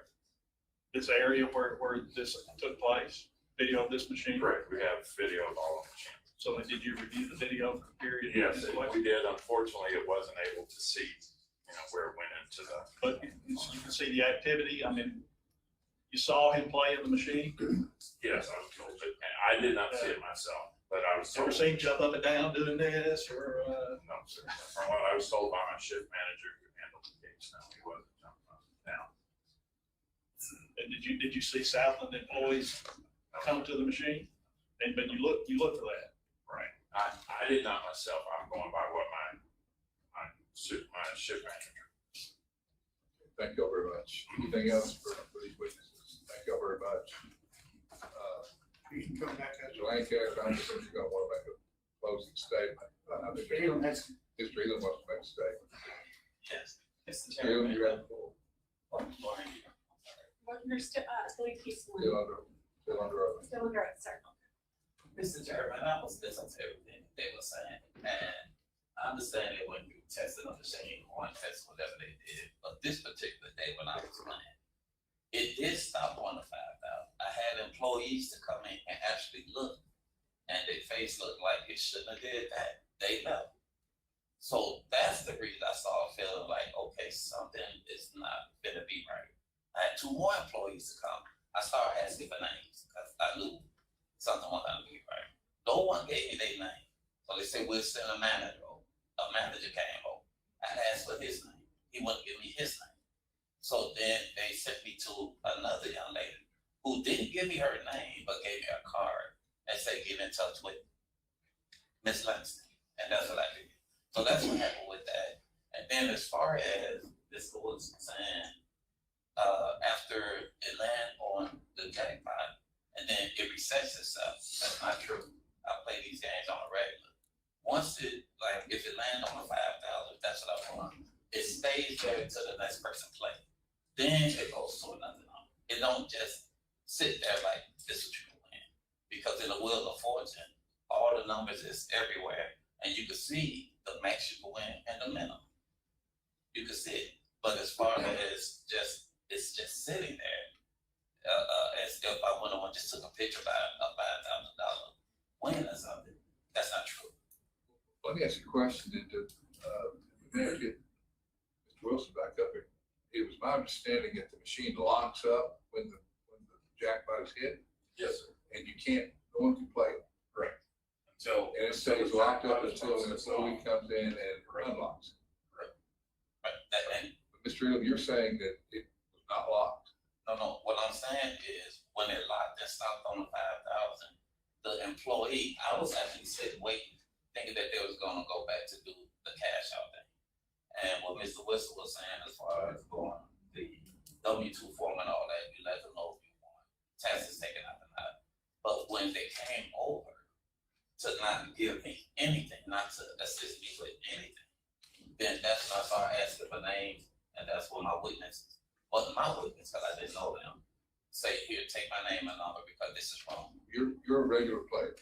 Yes. Correct. Correct. So you know that the employees have ID badges on. Did you see an ID badge? No one had an ID badge. No one. Or, I could have just took that. Like I say, being in customer relation, managing sales for a long time, we're really strict on getting first and last name.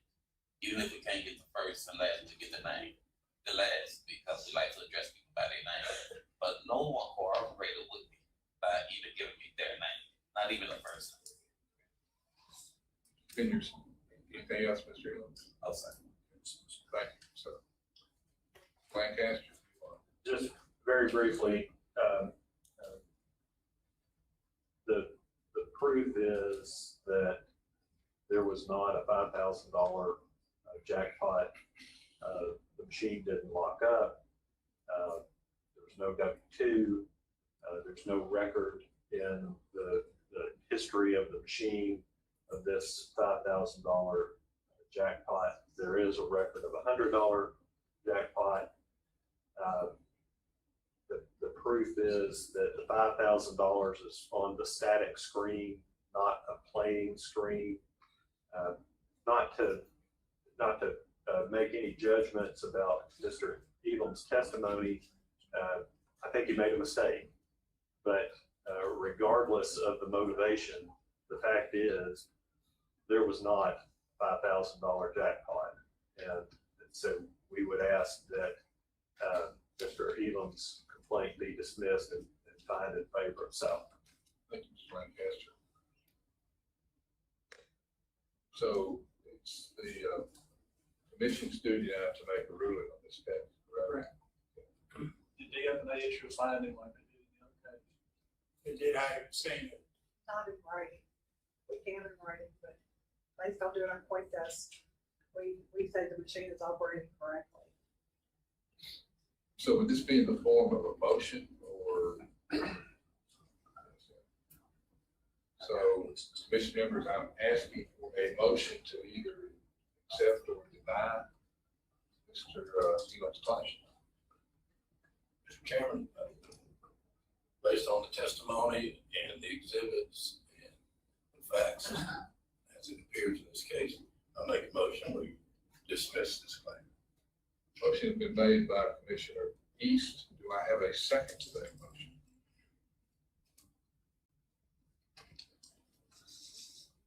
You know, Mr. Elam came across as very serious and sincere, but given the evidence we have, I second.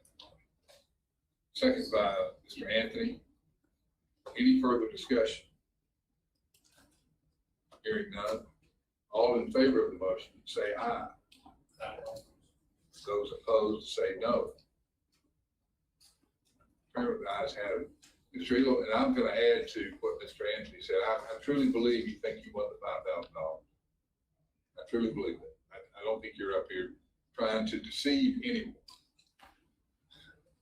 Apparently, it was a mistake. The evidence is pretty overwhelming that it did not happen the way you thought it happened. And I think, and again, I think you thought you won the money.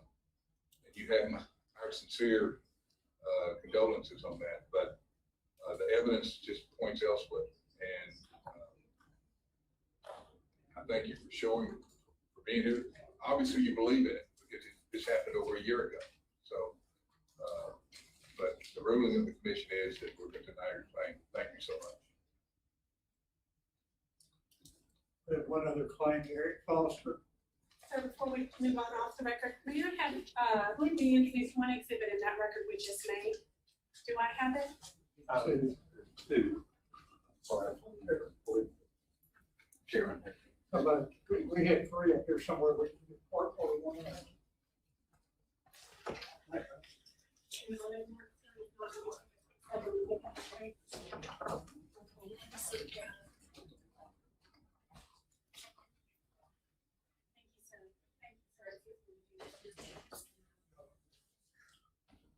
Back on the record. Mr. Foster.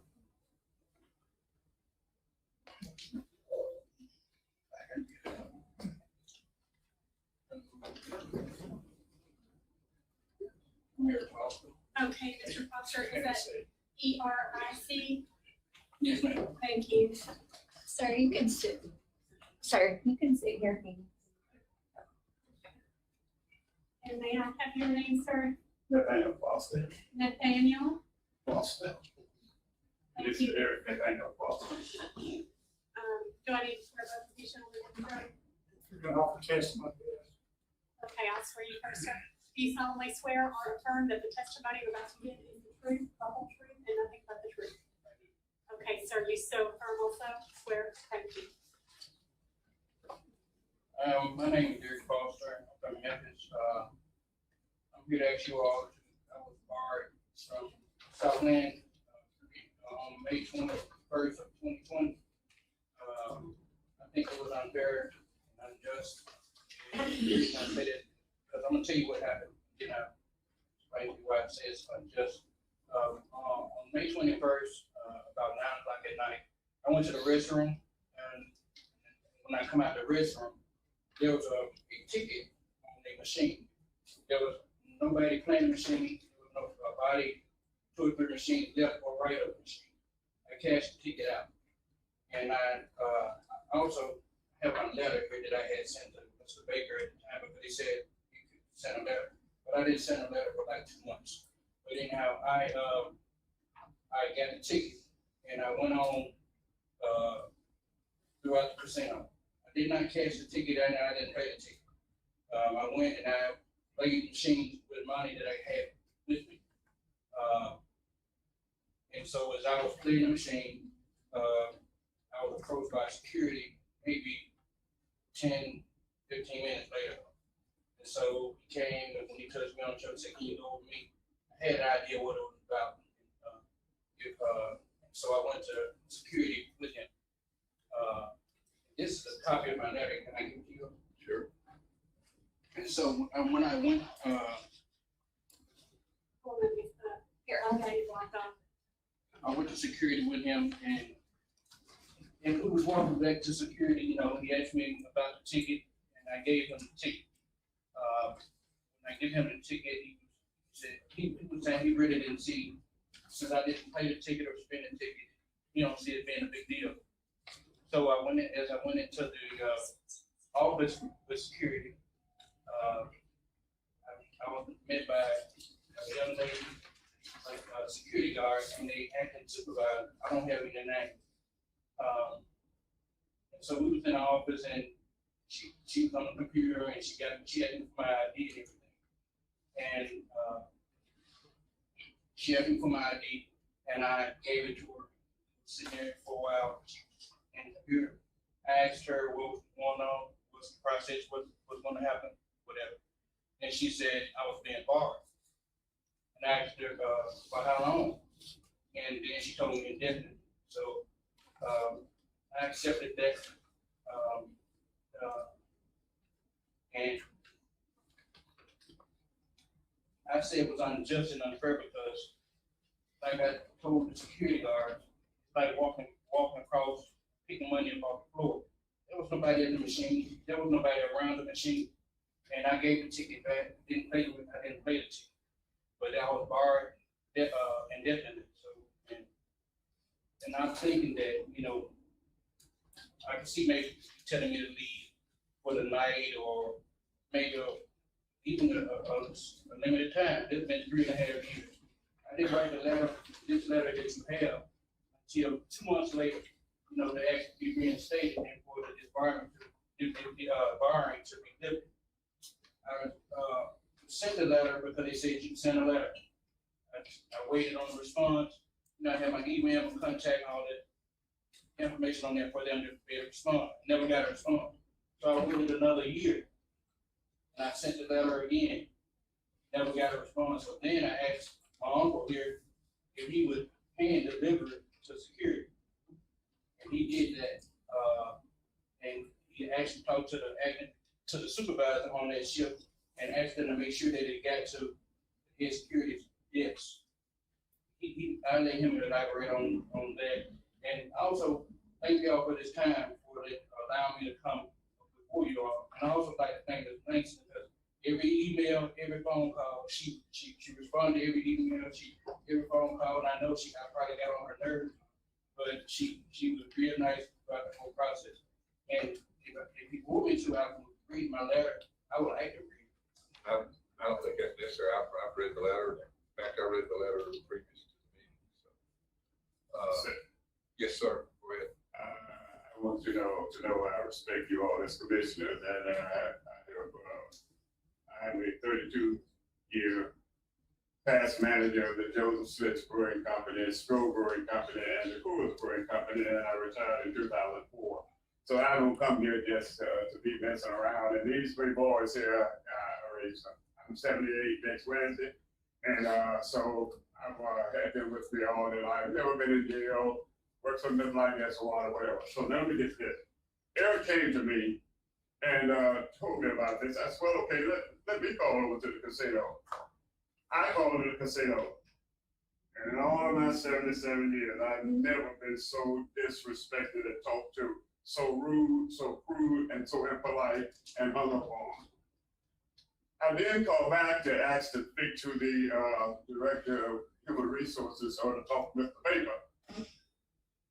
The lady told me that Mr. Baker does not accept telephone calls, nor does he accept email. And I said, well, how do we get reinstated? Well, I don't know, Baker. So I went to Eric and I said, I'll tell you what I'm gonna do. I'm gonna personally deliver a letter to the casino security supervisor. Took my nephew back there with me. And when I walked in the door, I told the security officer, I said, I'd like to see the supervisor of security. I took 2 letters of apology. And I sat him down and I gave him my credentials so that he wouldn't think that I was just a fly-by-night, somebody who wanted to get something free and all. So I told him who I was and what I had done. I'm retired and I'm over now. I said, would you please take this letter and put it on Mr. Baker's desk? And I gave him 2 letters, and he said, he gave me 2 letters. I said, yes, please take them. I want him to get this because I said, I think that we're making a molehill, a mountain. I said, My nephew didn't know that if you see money or something on the machine, I said, people walk around all day long, going and punching 75 cents, 80 cents, 15 cents out of the machine. I said, so nobody left the machine. I said, so he didn't know, and there are no signs in the casino. So he said, Mr. Foster, I will definitely make sure that you, that he gets this letter. I said, okay, I'll give him a day and a half to call back to the casino. I called Mr. Baker's, the security director's secretary. He said he's not going to reinstate Mr. Foster, and that's just it. It's closed. It's permanently barred. I said, okay. Well, I'm an old manager, and I'm pretty smart, I feel, from the standpoint of going through protocol. So I decided to go into the Arkansas Gaming Commission, and I found Mrs. Langston. I called her and I told her about it, and I told her that we would send the email that he had sent and we had taken over, and of course she said, okay, she would give it her manager, and of course she gave it her manager. And then, and I believe that their office did ask Southland to look at it again and all. But evidently they said no, so Ms. Langston and your office basically decided to say, what we have to do is that we'll just put it on and you come before the commission. One of the things that I really didn't want to do is because of the fact that I know you gentlemen are so busy and you're a businessman and all, and I didn't want to come here with a little teeny-weeny problem of things that other people do in the casino and nobody knows, no signs. So I, in turn, wrote a letter to Mr. Jacobs, the owner of Delaware North. I sent a letter to him and all of his directors and asked them to please intervene. We don't want to call, no problem. I said, we're appealing to Caesar, like Paul did in the Bible, and we just want, we don't want to be treated so cruel. My mama went to the casino for 70 years, and me, my two nephews back there, and we go to the casino, we casino up. And here he is, 53 years old, and from a casino family. But I even in turn wrote a letter to the Arkansas Chamber of Commerce. I did send it to the governor. And of course, I waited until Mrs. Langston evidently dealt with it and told us that the lawyers had said for us to come before the commission. And then that's why we're here. We don't come here to try to crucify anybody, although the things that I did say about the disrespect that I got from Southland was very rude and crude. Also, they say that they don't accept letters and emails. The question is, how do you communicate with them? He couldn't go back on the sheriffs go back on it because they're arrested because they got sheriffs all over there, all over the place. So as a result, that's why we're here, to order our cause before you. Okay, we don't want anything free, we would just like to be able to go to the casino. Excuse me for interrupting. Let's get the commission involved in this. And let me ask you a question. You wrote a letter to Mr. Jacobs. Did you get a response from him? I think Mr. Jacobs. Response from Mr. Jacobs. From Delaware North. Never heard from Mr. Jacobs or the managers. And also at that time they had an acting casino manager. I didn't send it to him because I'd already gotten to the next one. And now I got it, but Mr. Mr. Baker, never. Eric, have you been in trouble at all? Ever? You have no communication, no, other than what no misdemeanors, no felonies. That they weren't gonna raise. When I was, at the beginning of my marriage, I had it was like what you call it, training or something. I was 30, 40, 35 years ago. Are you gainfully employed? Working members like gas and water, members. I'm a crew leader there. At the present time? Yes, sir. And also, I did, there's one statement, if you will, you know, biblically, you know, it says that, you know better, you get work for many stripes. And when you don't know better, you get work for 3 stripes. I've been gone for 3.5 years.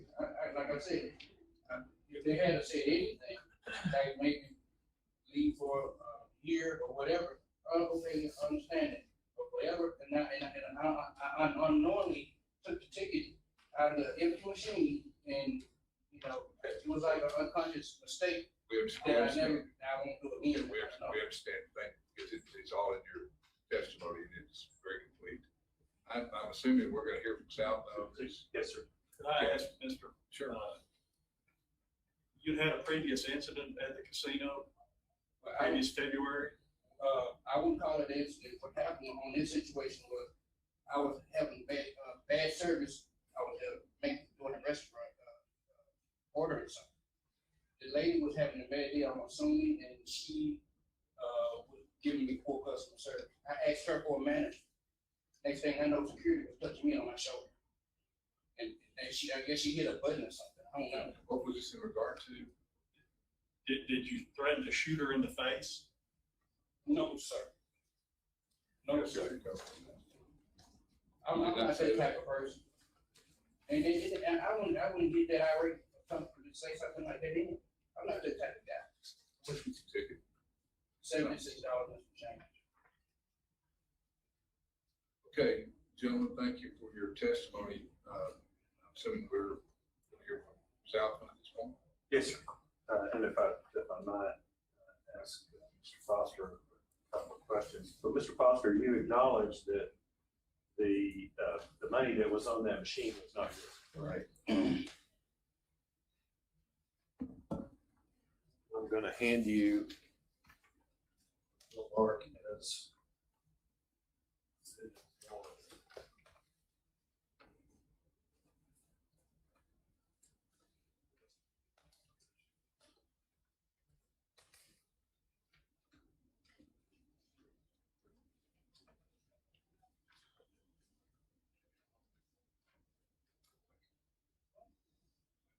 Mr. Foster?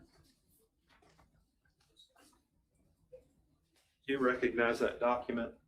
Is that your signature on the bottom of exhibit 1 under signature A? Yes, sir. Okay. So that's your signature, date 22nd. Right. You acknowledge that you have a permanent exclusion from Southland? Yes, sir. For ticket theft amount $50. The ticket was $76 and change. We can talk about that a little bit as well. But does that acknowledge that you've got a permanent exclusion from Southland? Yes, sir. Okay. And you testified a little bit about the incident that occurred on February 23rd of 2020 involving a cashier at Southland. Yes, sir. Which was false. Ms. Destiny Turner. Which was false. I understand that's what you're telling us now. Did you show the Southland a Tennessee concealed firearms permit? No, sir. So you didn't do that? It's a possibility, like when I gave her, my, ID, she may have saw my permit, but they're together. You have one? Yes, sir. And it's possible that someone from Southland saw that? Possibility, yes, sir. But you deny calling Ms. Turner a name and that you would shoot her in the face? That's false. I asked her for a manager, and next thing I know, it's security guard. And if that was the case, on the incident that he's talking about, the young lady, all she did was she took a picture of my driver's license, she said D49. If I did something, if there was a threat on something like that, they would have barred me in. But that's a threat. What they have in here is false. Because she took a picture and I immediately left. If I had threatened that young lady, they would have disbarred or barred me that night. That's not true. That's all I have. Yes, sir. And I'm not made like that. I don't do anything like that. No, sir. Anything else you want to tell the commission? No. Yes, witnesses. Yes, sir. Ms. Patricia Branch.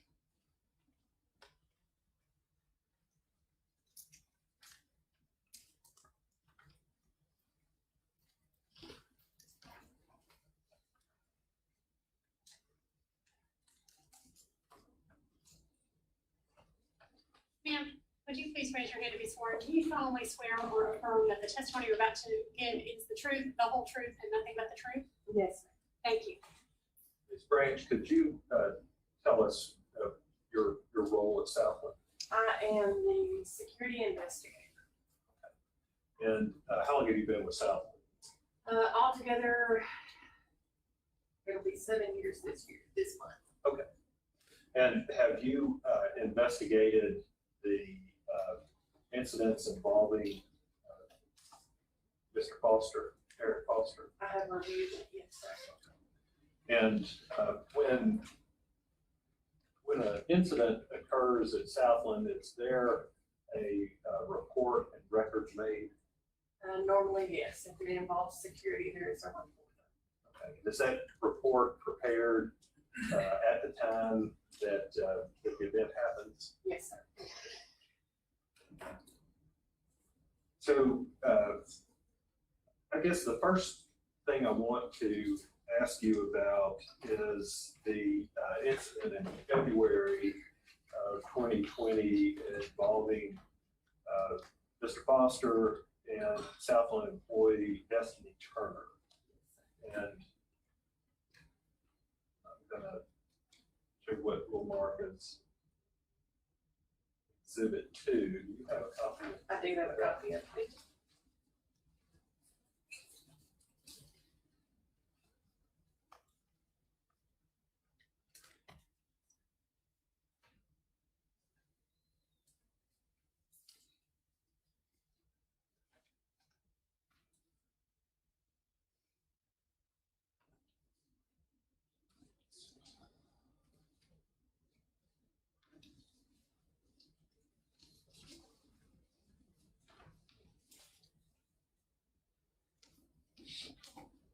So Ms. Branch, could you tell us what Exhibit 2 is and how that was prepared?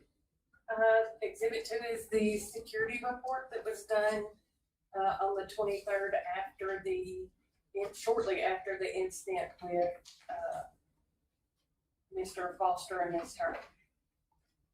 Okay, and can you tell us what that, were you involved in that investigation? I was not involved in this one. I would have been on a different shift at that time. But this record that was prepared by Southland, is that a standard report that would have been made for an incident like this? Yes, sir. Okay. And who at Southland did that investigation, or?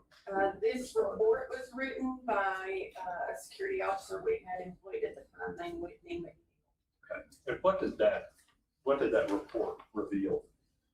It basically is her scenario of the incident and the statement that she was informed by Ms. Turner that, excuse my language, but she was called a rude bitch and that he would shoot her in the face about evidently the service he was given, and then attached, I'm not sure if you've given that yet, is her written, Destiny's written statement on that.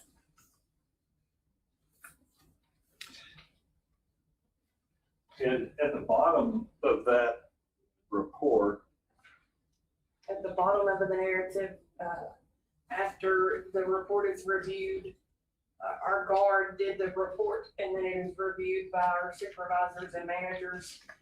And if they feel additional steps need to be taken, we'll add that at the end of the report. And at the end of that narrative, it says Mr. Foster's account has been flagged and he needs to be excluded on his return to Southland. so based on this incident alone, Mr. Foster was to be barred from Southland, correct? Yes, sir, on his next visit.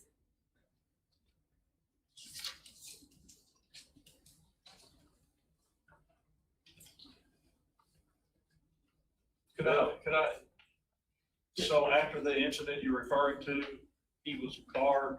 He was flagged to be barred. We don't ever bar them until we have the chance to tell them that they are not allowed to come back to the facility. So this incident that happened later, It's the first time he came back. so he came in and nobody recognized him, they didn't stop him and tell him he was barred, but in the investigation for the second incident. It's when we pulled up our report system. I can't remember if our ID visor was in effect at that time or not. So he was effectively permanently barred after the first incident? He would be once we found him the next time. He left, did he leave the facility before? In her report, she states that she requested for Foster's ID.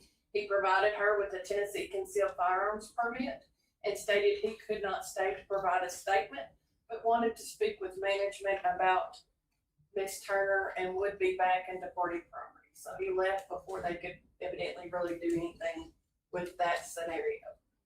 Mr. Foster, did you frequent Southland between February 23rd, 2020 and May 21st, 2020? I did, but. You did? Yes, sir, but Mr. Lambert, that's a false statement. That is a false statement. I did not. Okay, just answer my question. You were at Southland after that first incident, Yes, sir. and did anyone tell you you were barred at that time? No, sir. It was something that I did on a weekly basis sometimes. Do we have any indication that Mr. Foster was at Southland between those dates from February 23 to May 21? Not that I am aware of. In between that time, and I'm not sure the exact date, we did put into place what's called an ID visor, and it's where we scan all of the IDs of the people that come through the door. The first ID visor scan we had for Mr. Foster was the date of 5/21/2020. But at that time, they wasn't doing that. And that's how we now notice when someone comes in that needs to be excluded or has been previously excluded. And if I'll go on, was there a similar report made after the May 21, 2020 incident involving the ticket? We have the report of the ticket, I guess you could call the ticket theft. Is that, let me show you, is that the report? Yes. And I'll make this exhibit 3.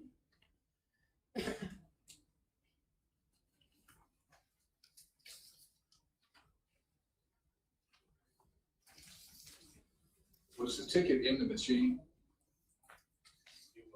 Yes. Went on the floor? No, it's in the machine. Went in the trash can?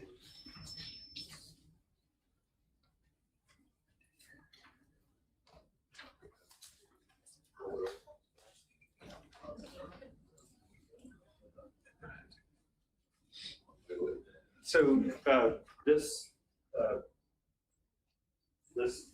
report would then have been made in the same manner as the Exhibit 2 report for the February 23 Yes, sir. And was that again prepared by Whitney McNeil? Once again, yes, it was Whitney. Okay, and based on that report, what did her investigation reveal? She was called for a stolen ticket out of a machine. It did show that a ticket voucher for $50.25 was pulled. Surveillance then did a review of the cameras, the footage on the floor.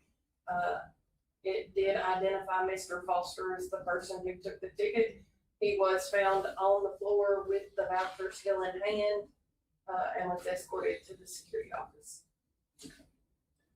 And would he have been notified at that time that he was permanently excluded from Southland? When they got him in the office and checked his name in our reporting system, they would have seen the February report and the note on it that he needed to be excluded, and they would have excluded him. And at the time that, that happened, would he have been asked to sign a document acknowledging that he was permanently excluded from Southland? Yes, sir. And I'm showing you what's already been marked as Exhibit 1. Is that the document that Mr. Foster signed? Yes, sir. And who is signature? That is Tamala Epps, one of our security supervisors. Okay.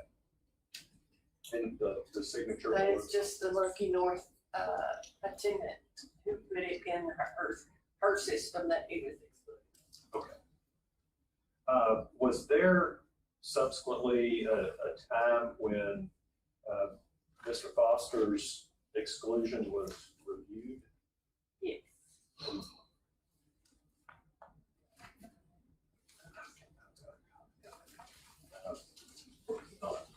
I've got a note on there. On 10/4/22, it was reviewed at his request, and they had decided we would not lift this exclusion. Question, if someone had gone to that machine and the ticket was still in the machine and they started playing the machine, what would the outcome of that? It would have been handled similar to what it was. We would have been able to go back and see through surveillance, and then the 10-game play that Jim had talked about earlier, we would have been able to go back through, see how much was on the machine when they put their ticket in. Would you have barred that person from the casino if they had walked up and started playing the machine? Not necessarily for that amount of money. Now, our regulations are, it's got to be over $100 before we review it. At that time, we reviewed every ticket that was taken out of the What would have been machine. the outcome of that? They normally would have gotten a 24-hour exclusion, which just excludes them from the building for 24 hours. Unbeknownst to them that there was a winning ticket there? It all depends on the scenario. If they willingly knew, then they would be excluded. How would you determine they would willingly know? You would be surprised what some people admit.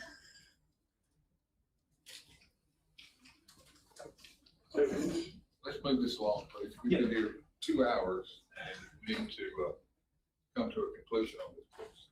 Yeah, this was actually a customer's ticket though, right? This was Yes, this was another customer's ticket. Mr. Glenn Mabry. Mabry. So this was not something that had been abandoned. This was a We had a customer's. complaint on it, yes, sir. Mr. Mabry was at or near the machine. He had stepped over to talk to his wife. I'm not exactly sure where his wife was at the time, how far from the machine. And Mr. Mabry made a complaint? He made a complaint to security, and that's how it all started. So between the incident in February and then this other incident in May, are both of those part of what led to Mr. Foster being permanently excluded? The incident in February was what led to him being excluded. The incident in May was just a happenstance that's how we found him. That's how he, I guess you could say, got on our radar again. That's all I have. Okay. Mr. Chairman, can I speak? Yes, but let's make it brief, Mr. Foster. We've been here a while. Sir, the letter that he wrote, although maybe he did, but he repented and he asked them to forgive him for it, and that he did not know. However, I did not know about what I'm hearing from you. And at the same time, I do feel that some of the things that you said, when a person walks out and leave a ticket on the machine, and I've been there and nobody's there, they just walk off and get the ticket, somebody come go and get it. Security does not deal with it because of the fact that you allowed it to happen. However, you have maybe, beefed up that because it's the last 6 months I saw a case. But, do you really think that to punish him for a lifetime, although he signed this thing, did not know what he was getting into? Do you think that was cruel and unusual and inhuman punishment for a 53-year-old that's gonna go and stay in Memphis and hey, he didn't know and he was arguing. Do you have to be the judge or the jury and just punish him to the point that you say, well, okay, everybody get out of here? And so, can you not excuse and let him go back? I mean, he's begging your pardon with the letter that he wrote, and I think he's testified that he's really sorry. But of course, as I say, me and Ms. Langston didn't know about all the other things. But the thing of it is the fact that my mom went there for 7 years, can you excuse him and say, give one more chance? But it stated from the February incident, fabricated. It is not true. I did not call this young lady a bitch. I did not keep her language. And I did not brief her. I asked her to see a manager. And next thing I know, a security guard appeared. So, Mr. Foster, there seems to be a dispute in the facts. but it's not, tell you, true. Well, I understand that, but they're saying it is true, you're saying it's not true. And the commission is caught in between, so. And Mr. Chairman, if I might, just for closing, Southland as a private property, we have the right to exclude customers for whatever reason we want, whether Mr. Foster thinks it's fair or not. In this case, we're excluding Mr. Foster permanently. We've got a responsibility for the safety of our employees. We've got a responsibility for the safety and the enjoyment of our customers. And in both of these instances, Mr. Foster has violated our policies and put a threat to both our customers and our employees, and we are simply exercising our right to protect them. So. You violated the 8th Amendment of the Constitution, cruel and unusual punishment. Well, let's leave it that way. The 8th Amendment of the Constitution says you can't do it. Excuse me, Mr. Freeland. Let's go. You frame this and how we should rule on this as far as. Remember this day, we went to the Arkansas Supreme Court, a case called Gomer Evans versus Oakland Jockey Club and others. And Oakland Jockey Club excluded someone because they were looking among other reasons, looking bids.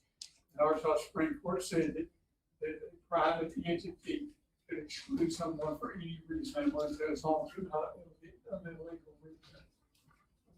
So that's the law. What is left to the commission to do? Unless he was excluded for an illegal reason, race, color, religion, disability, something like that, and they can exclude from the reason.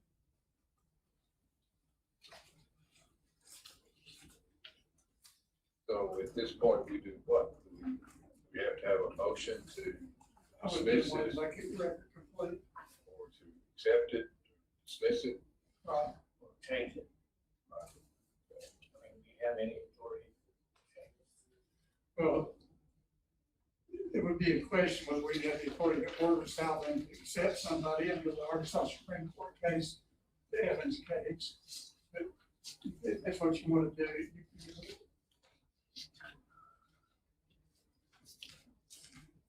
Members of the commission, I'll entertain a motion. I'm inclined to grant leeway to right any of the casinos to manage security if they see fit. I would deny the complaint. Motion made by Mr. Anthony. Do I have a second?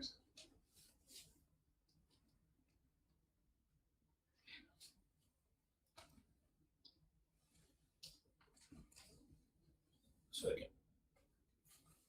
Is that Mr. East? Second by Mr. East. Any further discussion? All in favor of the motion say aye. Opposed? Motion carries. Thank you very much. Thank you. Thank you, Mr. Boss. Thank you, guys. This, be considered. Thank you very much. You're welcome. Be careful on your way home. We can leave, I think. Yes, sir. Be careful on your drive. Has a decision been made, or will you let us know? Yeah, they. Okay. Yeah, We I'm sorry. denied it, Mr. Foster. I would agree with Mr. I'm sorry. No, they said no. I'm sorry. Oh, okay. All right. All right. They really do. They don't get it. Really age well. You don't want 50 by the way. Right. It's a building. I'm sorry, guys.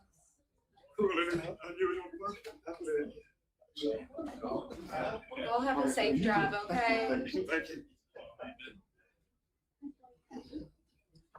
Thank you all so much. Appreciate it.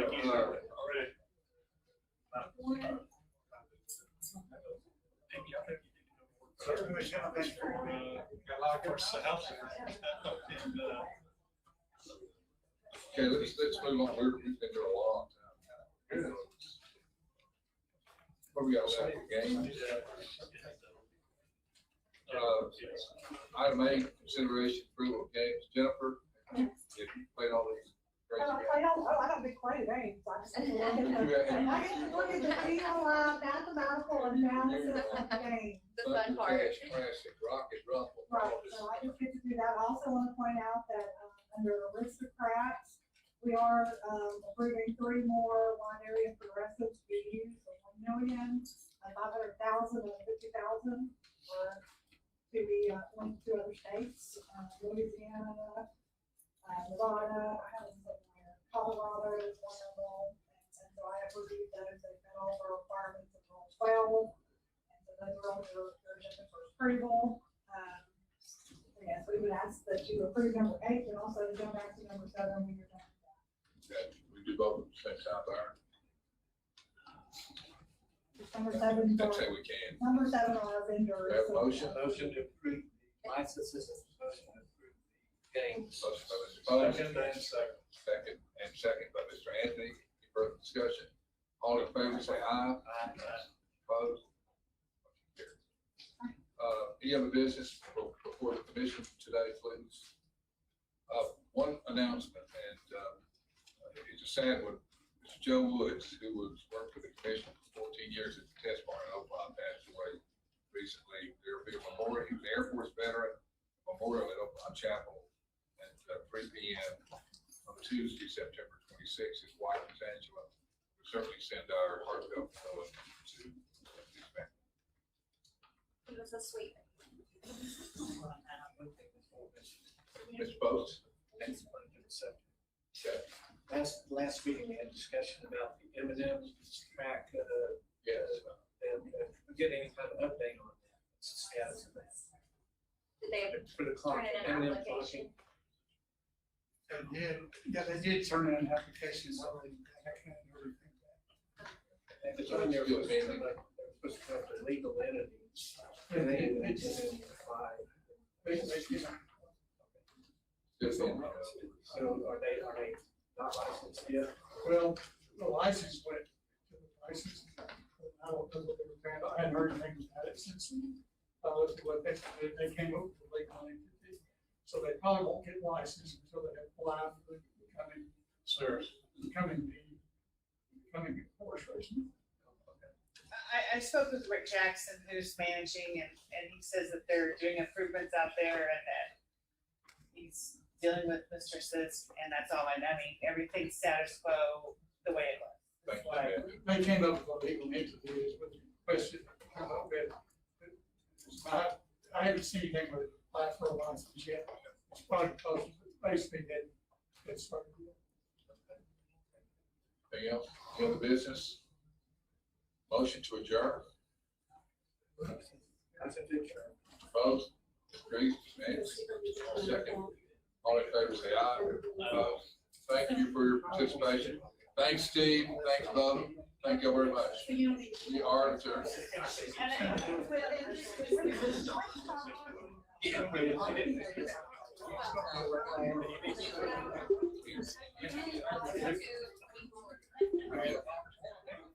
you guys. Highway. Oh, wait, I'll be right back. See you soon. Be careful. I put his little name. He didn't show up. Oh, okay. This is